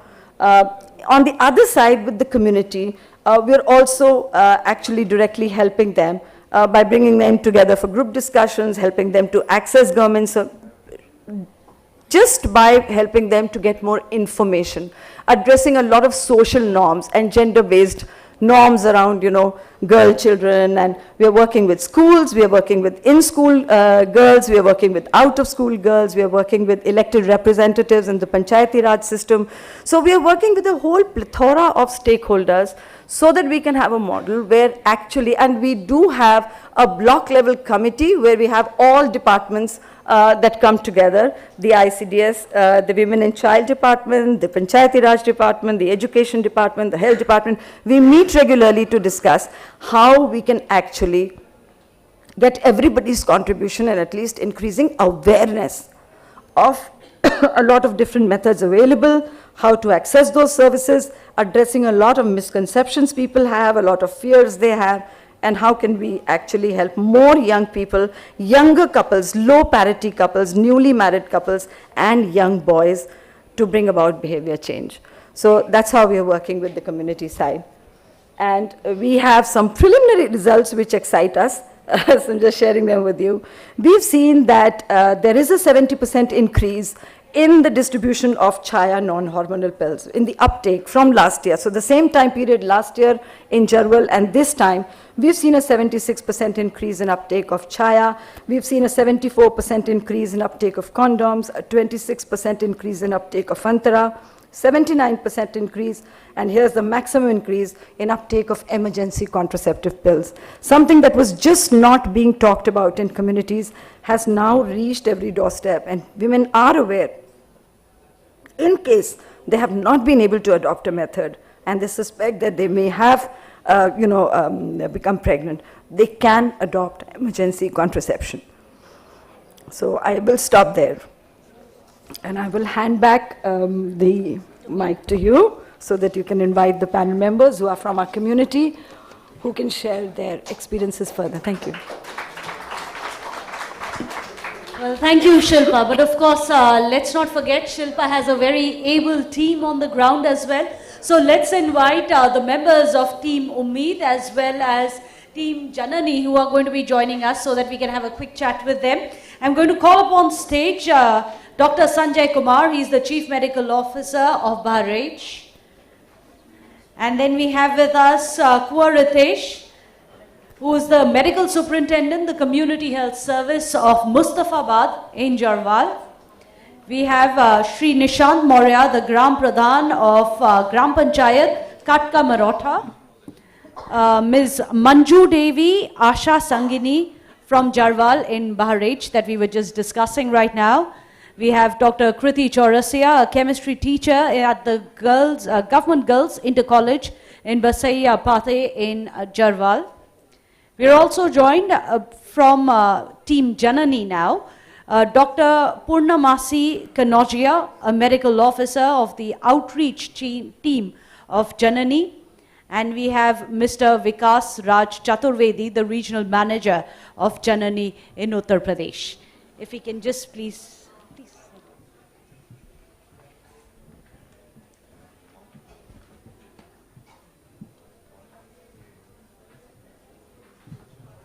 सभी table पे एक एक mic है तो थोड़ा सा adjust कर लेंगे। मैं शुरू करना चाहूँगी मंजू देवी जी से, जो आशा संगिनी जरवाल बहरेच से हैं।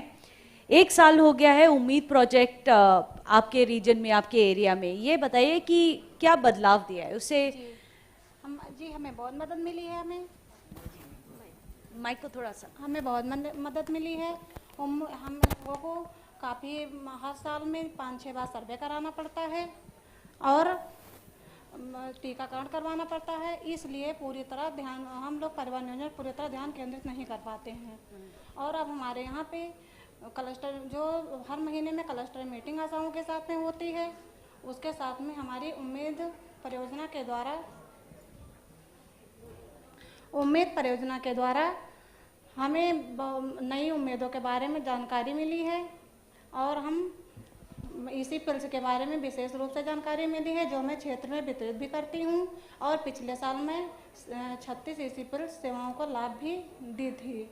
हमारे यहाँ पे फील्ड उम्मीद परियोजना के अंतर्गत जो उनके फील्ड वर्कर हैं, उनके द्वारा काफ़ी फील्ड में मदद मिलती है और जब टीकाकरण होता है उस पर उनके द्वारा काफ़ी क्लाइंट भी आते हैं परिवार नियोजन साधन लेने के लिए। Well, thank you Devi, Manju Devi ji हमारे साथ बात करने के लिए, to explain to us how on the ground things seem to be changing to this extent. Let me go across to Shri Nishant Maurya ji. आप ग्राम प्रधान है काटका मरोठा से। आपने क्या चेंजेस देखे हैं जब फैमिली प्लानिंग की बात की जाए? आपने ग्राउंड पे क्या क्या ऐसे बदलाव देखे, क्या चेंजेस देखे? मैम, पहले की अपेक्षा हमारे ग्राम में बहुत बड़ा बदलाव आया है। इसमें यह है कि परिवार नियोजन के 1 से अधिक साधन उपलब्ध हैं। लोगों को अपने हिसाब से साधन चुनने का एक विकल्प है। पहले की अपेक्षा महिलाएं अब खुल के परिवार नियोजन पे बात कर सकती हैं और मतलब साधनों को भी अपना रही हैं। दूसरी चीज़ ये है कि हमने जो है मतलब हाल ही में एक पुरुषों के साथ में मीटिंग की है, जिसमें लगभग 50 लोग आए होंगे। मीटिंग में जो है बताया जब हमने, तो उन्होंने ये कहा कि हमको इस मुद्दे में जानकारी अभी तक नहीं थी। अब जो है हम साधनों का मतलब करेंगे उपयोग। ठीक है। तीसरी चीज़ ये है मैम कि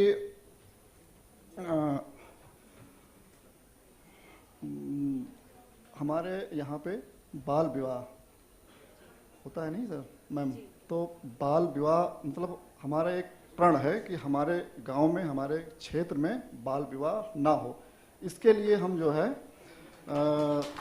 पोस्टर्स और लेखन कार्य, शपथ भी हमने जो है कराया है। हमारे यहाँ के लड़की है जिसका नाम मानसी है, उसकी उम्र महज 16 की है भी मैम। ठीक है। उसकी मतलब शादी तय हो गई थी। हमने जो है उसके माँ बाप को बुलाया, समझाया उसको कि हाँ अभी जो है ना करो अभी इसका। समझ जाते? जी जी जी, ठीक है। फिर जी जी जी, फिर जो है हमने उसके जो शिक्षा होती है आगे के लिए, मैंने उसका सहयोग भी किया।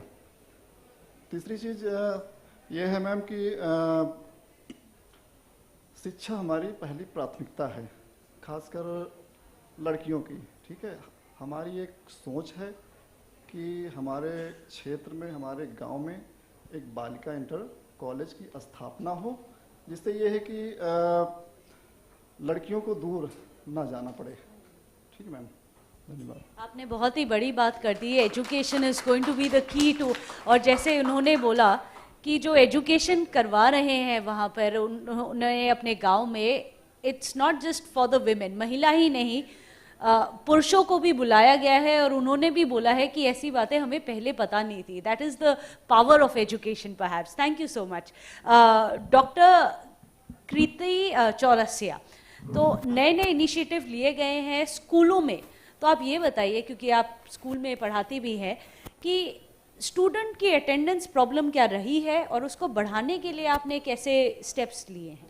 Thank you so much. First of all मैं पॉपुलेशन फाउंडेशन ऑफ इंडिया और मोबियस फाउंडेशन का बहुत धन्यवाद करना चाहती हूँ कि उन्होंने हमें एक प्लेटफॉर्म दिया, स्पेशली इंटरनेशनल प्लेटफॉर्म, जहाँ पे हम एक एस्पिरेशनल डिस्ट्रिक्ट है और हमारा ब्लॉक भी एस्पिरेशनल है और हम अपने एस्पिरेशनल ब्लॉक को रिप्रेजेंट कर पा रहे हैं, ये बहुत बड़ी बात है। और अगर मैं चैलेंजेस की बात करूँ तो फर्स्ट ऑफ ऑल आप जब हम पॉलिसी मेकिंग में बहुत बड़ी बड़ी बातें करते हैं, लेकिन जब हम ग्राउंड रियलिटी में आते हैं तो जब मेरी ज्वाइनिंग अभी 1.5 साल ही हुए तो वहाँ कॉलेज के नाम पे मैम सिर्फ बिल्डिंग्स थी और इंफ्रास्ट्रक्चर ठीक था लेकिन बिल्डिंग थी, और उसके अलावा वहाँ पे ऐसी कुछ भी बेसिक चीज़ें नहीं थी कि कोई अपनी बेटी को वहाँ पढ़ने भेजेगा। ये ब्लॉक का first government girls inter college था जो स्टार्ट हुआ था, इसके पहले वो कोविड सेंटर था। तो आप सोचिए कोविड सेंटर बनने के बाद वो सीधे एक एजुकेशन पर्पस के लिए यूज हो रहा है, तो उसकी क्या सिचुएशन रही होगी। फिर जब मैंने ज्वाइन किया वहाँ पे सिर्फ 52 गर्ल्स रजिस्टर्ड थी, तो सबसे बड़ा चैलेंज था वहाँ पे safety and security of the girls. जो कॉलेज है वो बिल्कुल ऐसे रास्ते पे है, सुनसान है कि गन्ने के खेत हैं, कोई जल्दी अपनी बेटी को भेजेगा ही नहीं। बच्चियां क्या, हम खुद डरते हैं अकेले जाने में। तो सेफ्टी एंड सिक्योरिटी सबसे बड़ा चैलेंज है हमारे कॉलेजेस के लिए। देन इसी वजह से अटेंडेंस कम थी। फिर हमने जब गांव में जाके विजिट की कि नामांकन वृद्धि क्यों नहीं हो रही है, तो हमने देखा कि जितनी भी लड़कियां हैं उनकी फैमिलीज का ये रहता है कि वो बच्चियों को ना रिस्पॉन्सिबिलिटी समझते हैं और बेटा उनके लिए असेट है। इसका एग्जाम्पल मैंने खुद देखा है, मतलब मैक्सिमम चीजें मैंने यहाँ पे आके देखी बहराइच डिस्ट्रिक्ट में। उसका एग्जाम्पल था, हमारे वहाँ क्लास 11 की स्टूडेंट है और मैंने उसको बोला कि आप 10th पास हो गई, वो 11th में एडमिशन के लिए हमने उसको बोला कि आप आइए और अपना एडमिशन कंटिन्यू करिए, तो वो नहीं आई। फिर उसकी रिलेटिव है, उसने हमें इन्फॉर्म करा कि मैम उसके भाई का बर्थडे है और 300 लोगों की पार्टी है। ये सेम हमारे बसैया पाते गांव है जरवल में। तो और वो मुश्किल से 500 रुपीज ये गवर्नमेंट चार्ज है जो फीस का बोर्ड रजिस्ट्रेशन की, वो नहीं पे कर रहे। लास्ट डेट निकल गई है, मैक्सिमम की टीचर्स ने पे करी है। जो फीस है वो टीचर्स पे करते हैं ताकि अपने पॉकेट से, ताकि हमारा इंस्टीट्यूशन चलता रहे, क्योंकि हमें तो ट्रेजरी में अमाउंट सबमिट करना ही करना है। अगर नहीं होगा तो वो हमारे लिए प्रॉब्लम है और फिर वो बच्चा बाद में आएगा कि मैम हमें पढ़ना है। तो ये इशू था। अब वो सोचिए उनके पेरेंट्स 300 लोग 400 लोग की पार्टी दे रहे हैं, जिसमें आजकल शादियां हो जाती हैं, लेकिन वो 500 रुपए की फीस देना उनके लिए नहीं है कि नहीं बेटी के लिए क्या ही देना। और ये भी देखा है ना कि वो पेरेंट्स मतलब कॉल पे भी, अगर आप कॉल करेंगे गांव जाएंगे तो आपको इंटरटेन नहीं करेंगे। बहुत बुरा लगता है जब आप एज अ टीचर घर जाते हो और आपको रिस्पेक्ट नहीं मिलती। तो एक ये बहुत बड़ी दिक्कत है जो ये सोसाइटी की सोच है। हमने बहुत कोशिश की है, प्रयास भी किया है। और तीसरा सबसे बड़ा चैलेंज है कि वो बच्चियां घर के कामों में, स्पेशली कृषि प्रधान क्षेत्र है, तो वो घर के कामों में लगी रहती हैं या फिर उनके जो पेरेंट्स हैं वो लगे हुए हैं, तो उन्हें अपनी फैमिली की रिस्पॉन्सिबिलिटी भी जो है वो भी उनको देखनी है। और जैसे कुछ फैमिलीज में बच्चे बहुत हैं तो उन्हें अपने छोटे भाई बहनों की भी देखभाल करनी है। तो इसके लिए हम लोगों ने ये प्रयास किया, एक तो हम लोग गए, हमने नामांकन वृद्धि के लिए प्रयास किया, जितने भी आसपास के गांव थे हमने वहाँ पे बात करी, कंपोजिट स्कूल जितने थे हमने उनसे हेल्प ली। और जो ये बच्चों की प्रॉब्लम थी इसके लिए हमने एक इनिशिएटिव लिया कि अगर पेरेंट्स हमें रिटर्न में अलाउ जैसे परमिशन देते हैं, तो जैसे टाइमिंग है 7:30, तो हम उन्हें 8:30 आने की परमिशन दे देते हैं कि अगर पेरेंट्स की मतलब हमें रिटर्न में मिल रहा है, ताकि वो अपने घर की जिम्मेदारियां जो भी हैं कुकिंग करके एटलीस्ट आ तो जाए, जो बेसिक उनके क्लास है वो साइंस है मैथ्स है वो अटेंड करें। और इसके अलावा जैसे कभी कुछ घर में बहुत ज़रूरी काम है, उन्हें कुछ काम से जाना है, तो भी हम पेरेंट्स से कॉल में कंफर्मेशन लेके फिर उन्हें अलाउ करते हैं। दूसरा, हमने एक जो फाइनेंशियल इशू सबसे ज़्यादा है जरवल ब्लॉक में, उसके लिए हमने ये किया कि जैसे मैं अपने कॉलेज की स्कॉलरशिप की जो नोडल हूँ, और साथ में जो ब्लॉक है जो भी हमारे गवर्नमेंट इनिशिएटिव होते हैं उनके लिए भी, जैसे इंस्पायर अवार्ड है और भी बहुत सारी फाइनेंशियल एक्टिविटीज़ होती हैं जिससे बच्चियों को फ़ायदा हो सकता है, तो वो सारी चीज़ें कॉलेजेस से कोलैबोरेशन करना, ये सारी चीज़ें रहती। तो मैंने नेशनल स्कॉलरशिप पोर्टल है, इसके अलावा नेशनल मेरिट का मीन्स स्कॉलरशिप है, इंस्पायर अवार्ड है, ये सारी चीज़ों के लिए मैं बच्चों के साथ लगी, मतलब मैं कई बार उनके फॉर्म खुद कंप्लीट करती हूँ क्योंकि उनके पेरेंट्स इंटरेस्टेड नहीं है। ये सारी चीज़ें जो हमारी तरफ से प्रयास किया गया है कॉलेजेस में। और एक और चीज़ मैं बताना चाहूँगी, हमारे वहाँ एक गांव है नासिरगंज, और वहाँ से क्योंकि उसका रास्ता भी बहुत सुनसान है, लड़कियाँ आती नहीं थी, हम 2 साल लगातार वहाँ गए। आज की डेट में 35 to 40 गर्ल्स हमारे वहाँ से रजिस्टर्ड हुई हैं। तो एक ये पॉजिटिव अप्रोच रहा। इसके अलावा आप बहुत ही अच्छा काम कर रही है, ऐसे big round of applause, big round of applause. एक आदमी जब ग्राउंड पे जाके इतना कर पाए, आपने कितने लाइव्स चेंज कर दिए हैं अपने इनिशिएटिव से। हाँ, मतलब जब हमने ज्वाइन करा था हमारा लाइफ स्टाइल बिल्कुल अलग था, और जब हम बहराइच में पहुंचे तो हम लोग बिल्कुल एक और चीज़, जो कुछ चीज़ें हैं जैसे सेफ्टी एंड सिक्योरिटी रहती गर्ल्स की, तो उसके लिए हमने जो हमारा राष्ट्रीय स्काउट गाइड का रहता है मिशन, हमने उसके अंतर्गत अपने वहाँ कार्यशाला का आयोजन किया था, जिसमें लड़कियों को सेल्फ डिफेंस, इसके अलावा कैसे उन्हें कैंप करना है, अगर उनके पास बर्तन नहीं है तो कुकिंग कैसे करनी है, एक ये जो है चीज़ें हमने अपने कॉलेज में अरेंज की थी। इसके अलावा जो है जितने भी टीचर्स हैं वो फाइनेंशियल सपोर्ट तो करते ही हैं, इसके अलावा जो उम्मीद परियोजना है इसका बहुत बड़ा रोल रहा है। जैसे आज सिर्फ टीचर बताता है तो उतना फर्क नहीं पड़ता, लेकिन जब हमने पेरेंट्स टीचर्स मीटिंग में जब उम्मीद परियोजना के साथ पूरी टीम आई, डॉक्टर्स आए, तो मेंस्ट्रुएशन हाइजीन जिसपे पेरेंट्स बात करना पसंद नहीं करते, तो हमारे वहाँ मैम डॉक्टर आए थे और जितनी भी पूरी टीम थी उन्होंने हमारे बच्चों का ब्लड टेस्ट किया, उनका वेट, हाइट, जो भी बेसिक टेस्ट थे वो सारे हुए, जितने भी पेरेंट्स आए थे उनकी काउंसलिंग हुई। तो उससे चीज़ें बहुत चेंज हुई क्योंकि एक था सिर्फ हम कह रहे थे, अब पूरी टीम है, पूरी ब्लॉक की टीम आई है, डॉक्टर्स की है, पूरा स्टाफ है, उनके कहने का बहुत फर्क पड़ा था हमारे की अवेयरनेस बहुत बढ़ी। इसके अलावा बैलेंस डाइट क्या लेनी है, मोस्ट ऑफ द गर्ल्स देखा हमारे वहाँ एनेमिक थी, तो ये बहुत चीज़ें पता चली कि नहीं नहीं प्रॉपर डाइट क्या लेनी है। हमें भी पता चला कि हमारी बच्चों का स्टेटस क्या है, क्योंकि कहते हैं ना स्वस्थ शरीर में ही स्वस्थ मस्तिष्क का निवास है। अगर बच्चा फिट ही नहीं है तो फिर पढ़ाई में मन कैसे लगेगा। जी बिल्कुल, commendable job which is being done by, thank you so much हमारे साथ ये शेयर करके बताने के लिए भी कि क्या हो रहा है, ग्राउंड लेवल के रियलिटीज क्या है। In fact let me go across to the next person. हमारे साथ यहाँ पर है डॉक्टर कुंवर रितेश जी, जो मेडिकल सुपरिंटेंडेंट है CHC मुस्तफाबाद इन जारवल अगेन। ये बताइए कि न्यू इनिशिएटिव्स कैसे लिए गए हैं टू इंश्योर कि उम्मीद के projects over the last 1 year कि उनके रिजल्ट्स आ पाए। धन्यवाद मैम। सबसे पहले सभी को मेरा नमस्कार। आप जैसा जानते होंगे कि गवर्नमेंट के जो इनिशिएटिव लिए जाते हैं उनके 3-4 ही टारगेट होते हैं, to decrease IMR, to decrease MMR and आपका TFR को 2 तक लाना। तो actually we are focusing in many programmes. So हम अपने प्रोग्राम पे एक फैमिली प्लानिंग जो प्रोग्राम है, जो कि TFR को डिक्रीज करने के लिए सबसे ज़्यादा ज़रूरी है, उस पर पूर्ण रूप से फोकस नहीं कर पा रहे थे।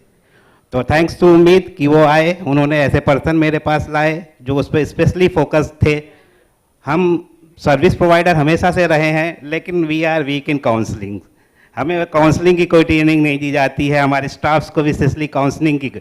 आप जैसा जानते हैं कि व्यवहार परिवर्तन एक बहुत धीमे चलने वाली प्रक्रिया है, और काउंसलिंग ही एक उसका इलाज है जिससे कि हम अपने व्यवहार को परिवर्तित कर सकते हैं।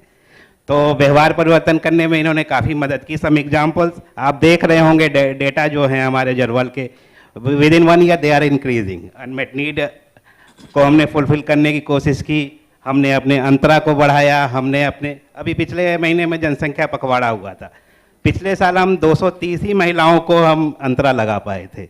नाउ विद हेल्प ऑफ उम्मीद एंड आवर स्टाफ्स टू, हमने इस बार 730 लोगों को अंतरा लगाया महिलाओं को, जो कि एक्सपोनेंशियली 4 टाइम ग्रोथ है। इसमें हमने फैमिली प्लानिंग के और साधनों को भी बढ़ाया। हमने PA-ICD भी शुरू की, जो कि पोस्ट एबॉर्शन ICD होती है, जो कि जर्मन में कभी नहीं शुरू हो पाई थी।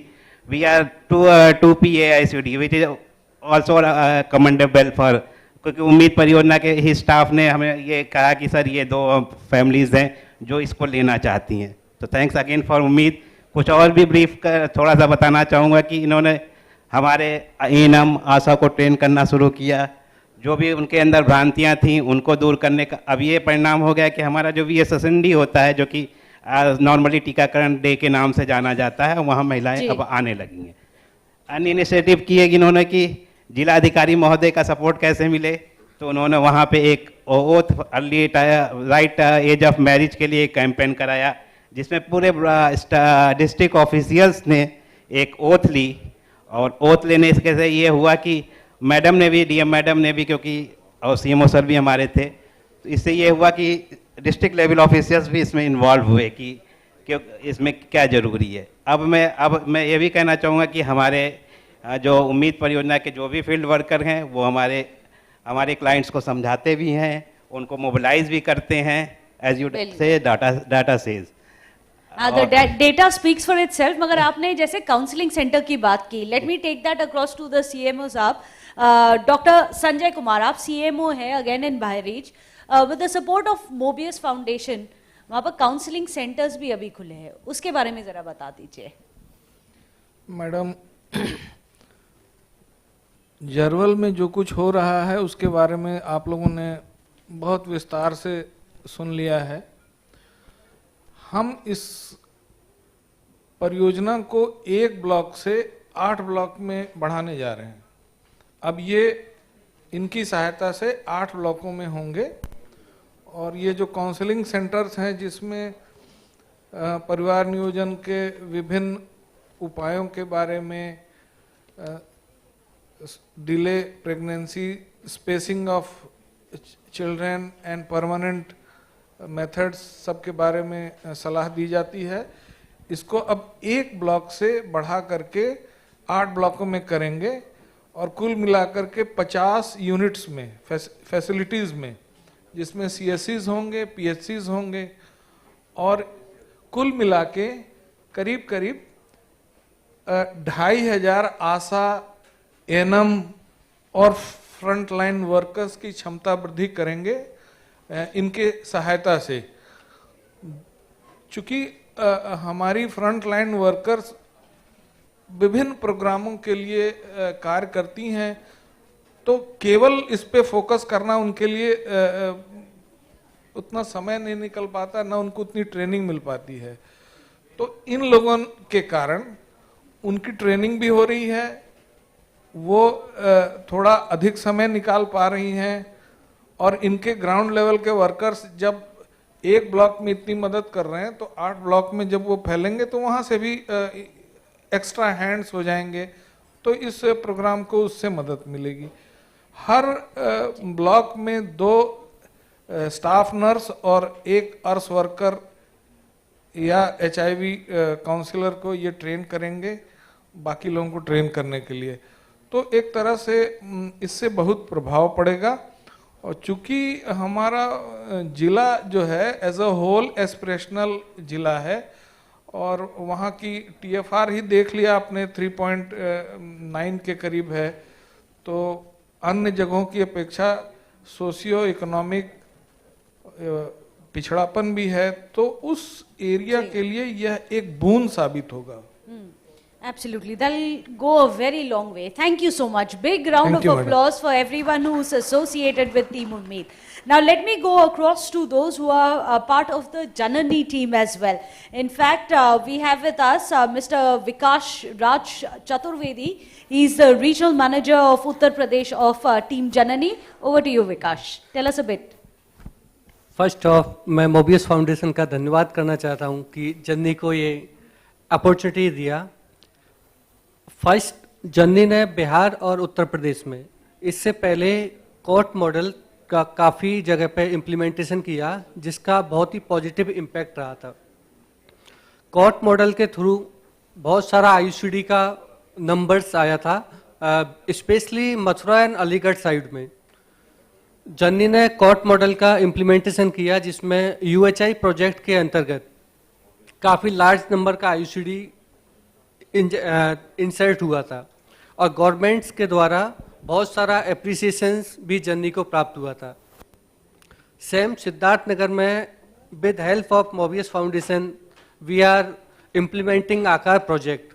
और आकार प्रोजेक्ट के अंतर्गत भी हमारा सेम मॉडल इम्प्लीमेंट हो रहा है, जिसमें कॉट वैन के साथ कंप्लीट क्लिनिकल टीम फील्ड में मूव करती है और एफडीएस ऑर्गेनाइज करती है।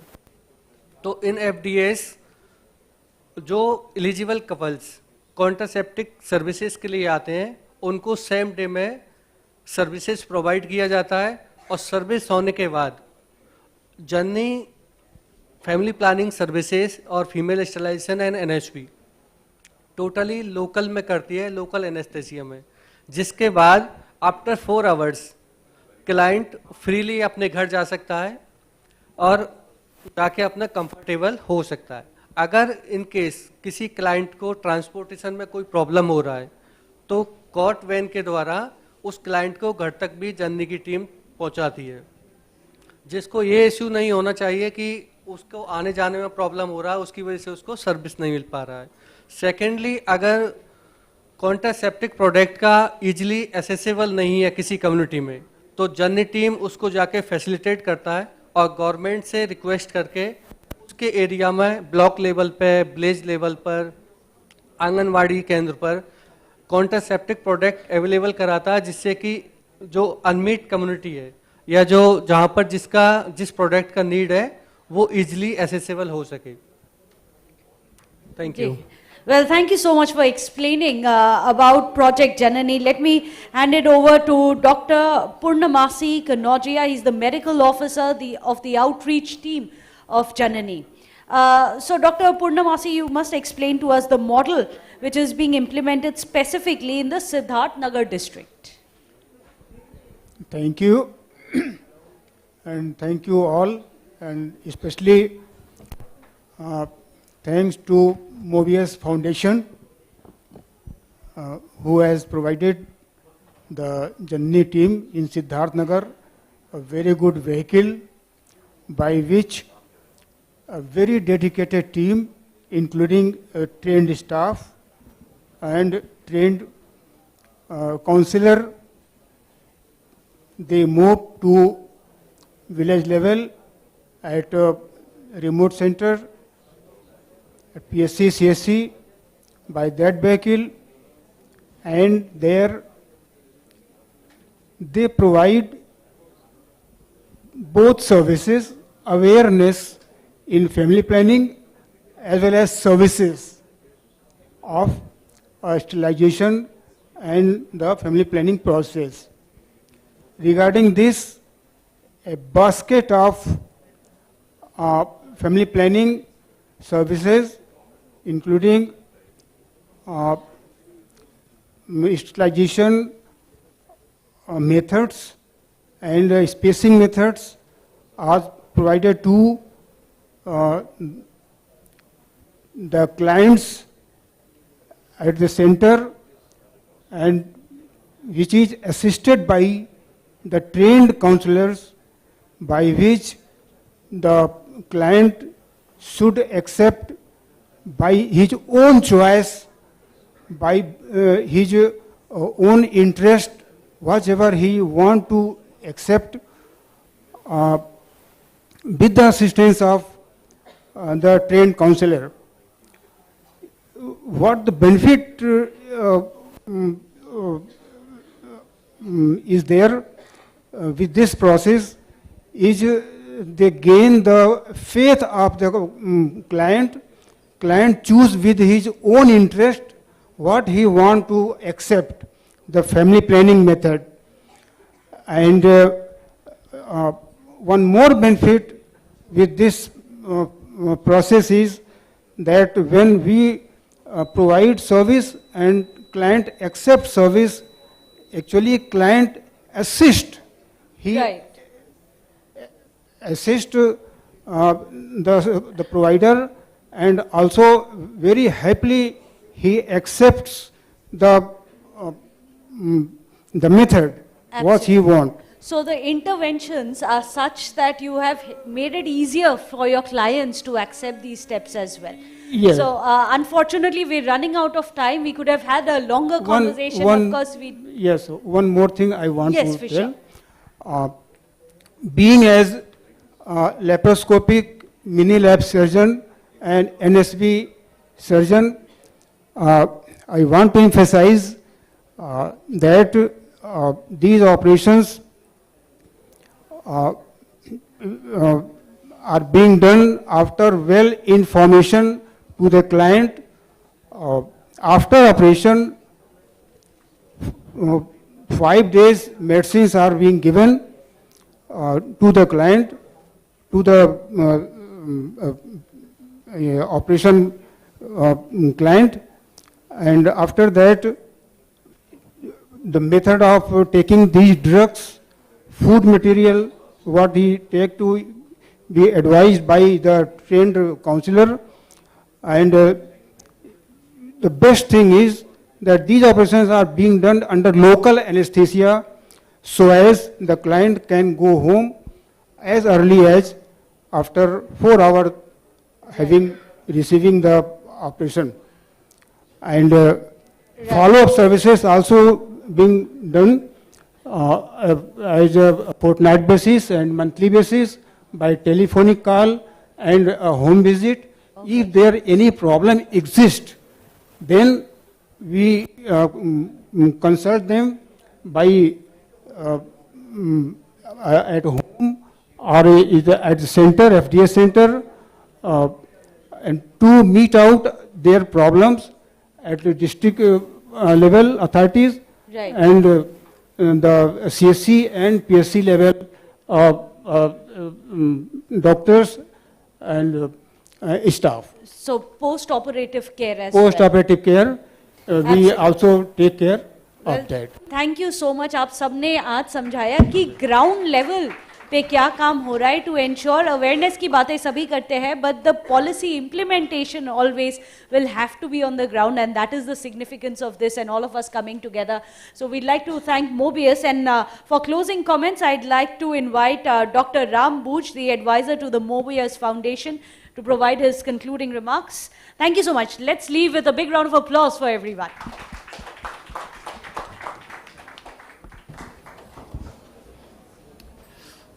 Thank you so much, Meghna, for a very efficient conduct of this program. I think you all must be very hungry by this time. I am not going to eat up your lunch time. We'll take just 1 minute. I think you just saw this group very enthusiastic. There are challenges, and those challenges are definitely very complex. They could not explain it properly, but I have been to Jarwal block, Mustafabad, which is one of the very difficult, very remote. It took from Lucknow to that place. Bijit, who is and his team was with me. It took us lot of difficulty. It was raining, road was in a very bad shape. It was hot, humid, all those conditions.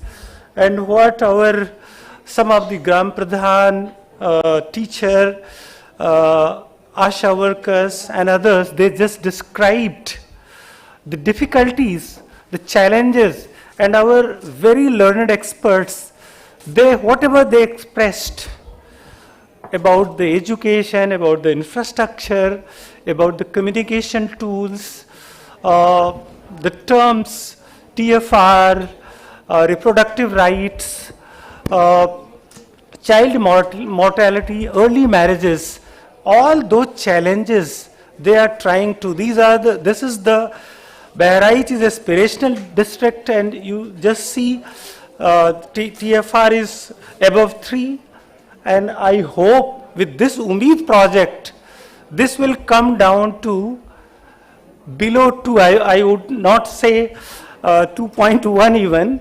This will come down in very short time. Very enthusiastic team, and let us give them a big round of applause to this whole team. थोड़ा ज़्यादा तालियां बजाइए इनके लिए और इनका उत्साह बढ़ाइए. दोनों जननी and PFI Population Foundation, and thanks to Mr. Pradeep Burman, you just heard him. He is trying to connect to the ground.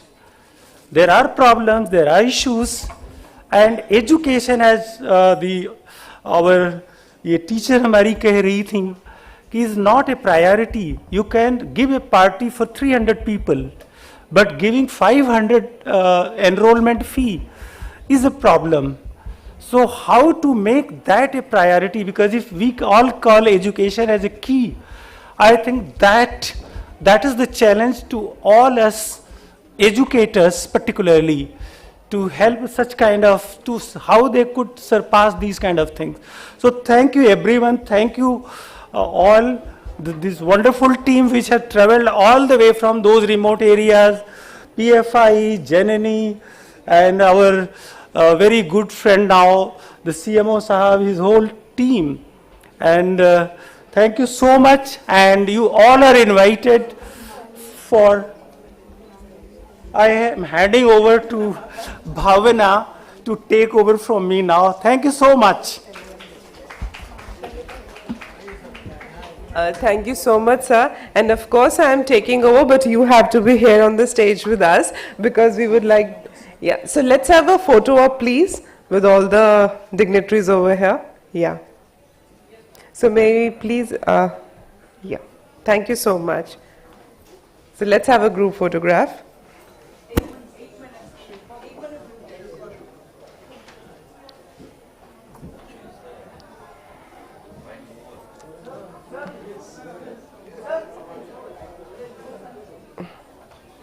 It's such a beautiful moment.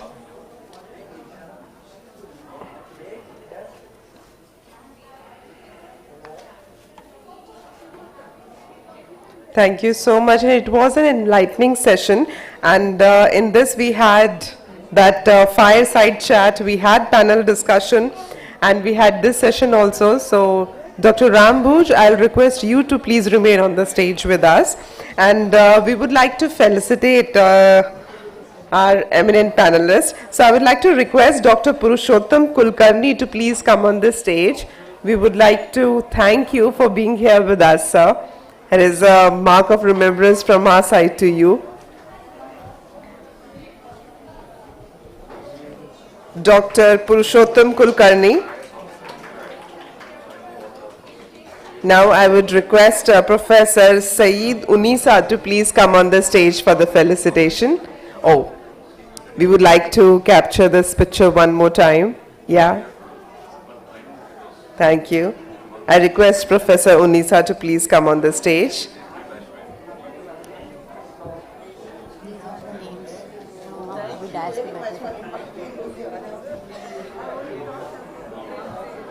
It was wonderful to have you in the sessions. Now I request Professor Saroj Yadav to please come on the stage. Indeed an honor to have all you thoughtful people into this conference, this international conference. I request Ms. Shilpa Nair to please come on the stage. She is the lead and head Uttar Pradesh Population Foundation of India. You had given a wonderful presentation, so that gave all the, I would say, proofs along of the work that you are doing. Thank you. And now I would like to invite Dr. Sanjay Kumar. Sir, I request you to please remain on the stage with us. I request Dr. Sanjay Kumar, the CMO, to please come on the stage for the felicitation. हम तहे दिल से आप लोगों के शुक्रगुजार हैं कि आप आज के हमारे इस कार्यक्रम में हमारे साथ बने। श्री प्रशांत मौर्य प्रधान जी, आपसे भी मैं रिक्वेस्ट करती हूं कि आप यहां स्टेज पर आएं। And for these felicitations, I hope we can have much more bigger claps, a really huge round of applause for these people. They are the people who are working on the ground level. I would request Dr. Kirti Chaurasia to please come on the stage. And she has a bigger role to play because she's a teacher, so she serves the generations. Yeah. And we also have with us Medical Superintendent Dr. Kuwar Ritesh. I request you also to please come on the stage, sir.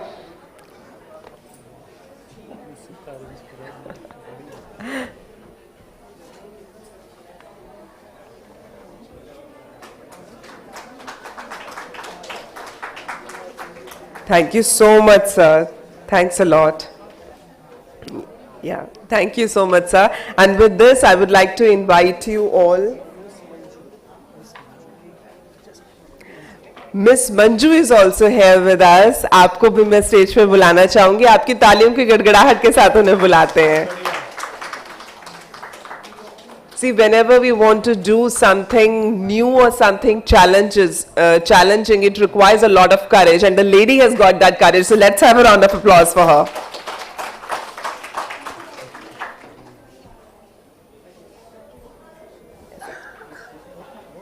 Yeah. Thank you so much, sir, and thank you all. And now I would like to invite you all for the lunch, for the delicious lunch, and I'm not going to make this stand really hard because I don't want to stand between you and lunch. So please join us, and right after the lunch we are going to have really thought-provoking sessions. So please do join us after half an hour after having your lunch. Thank you so much. See you on the other side.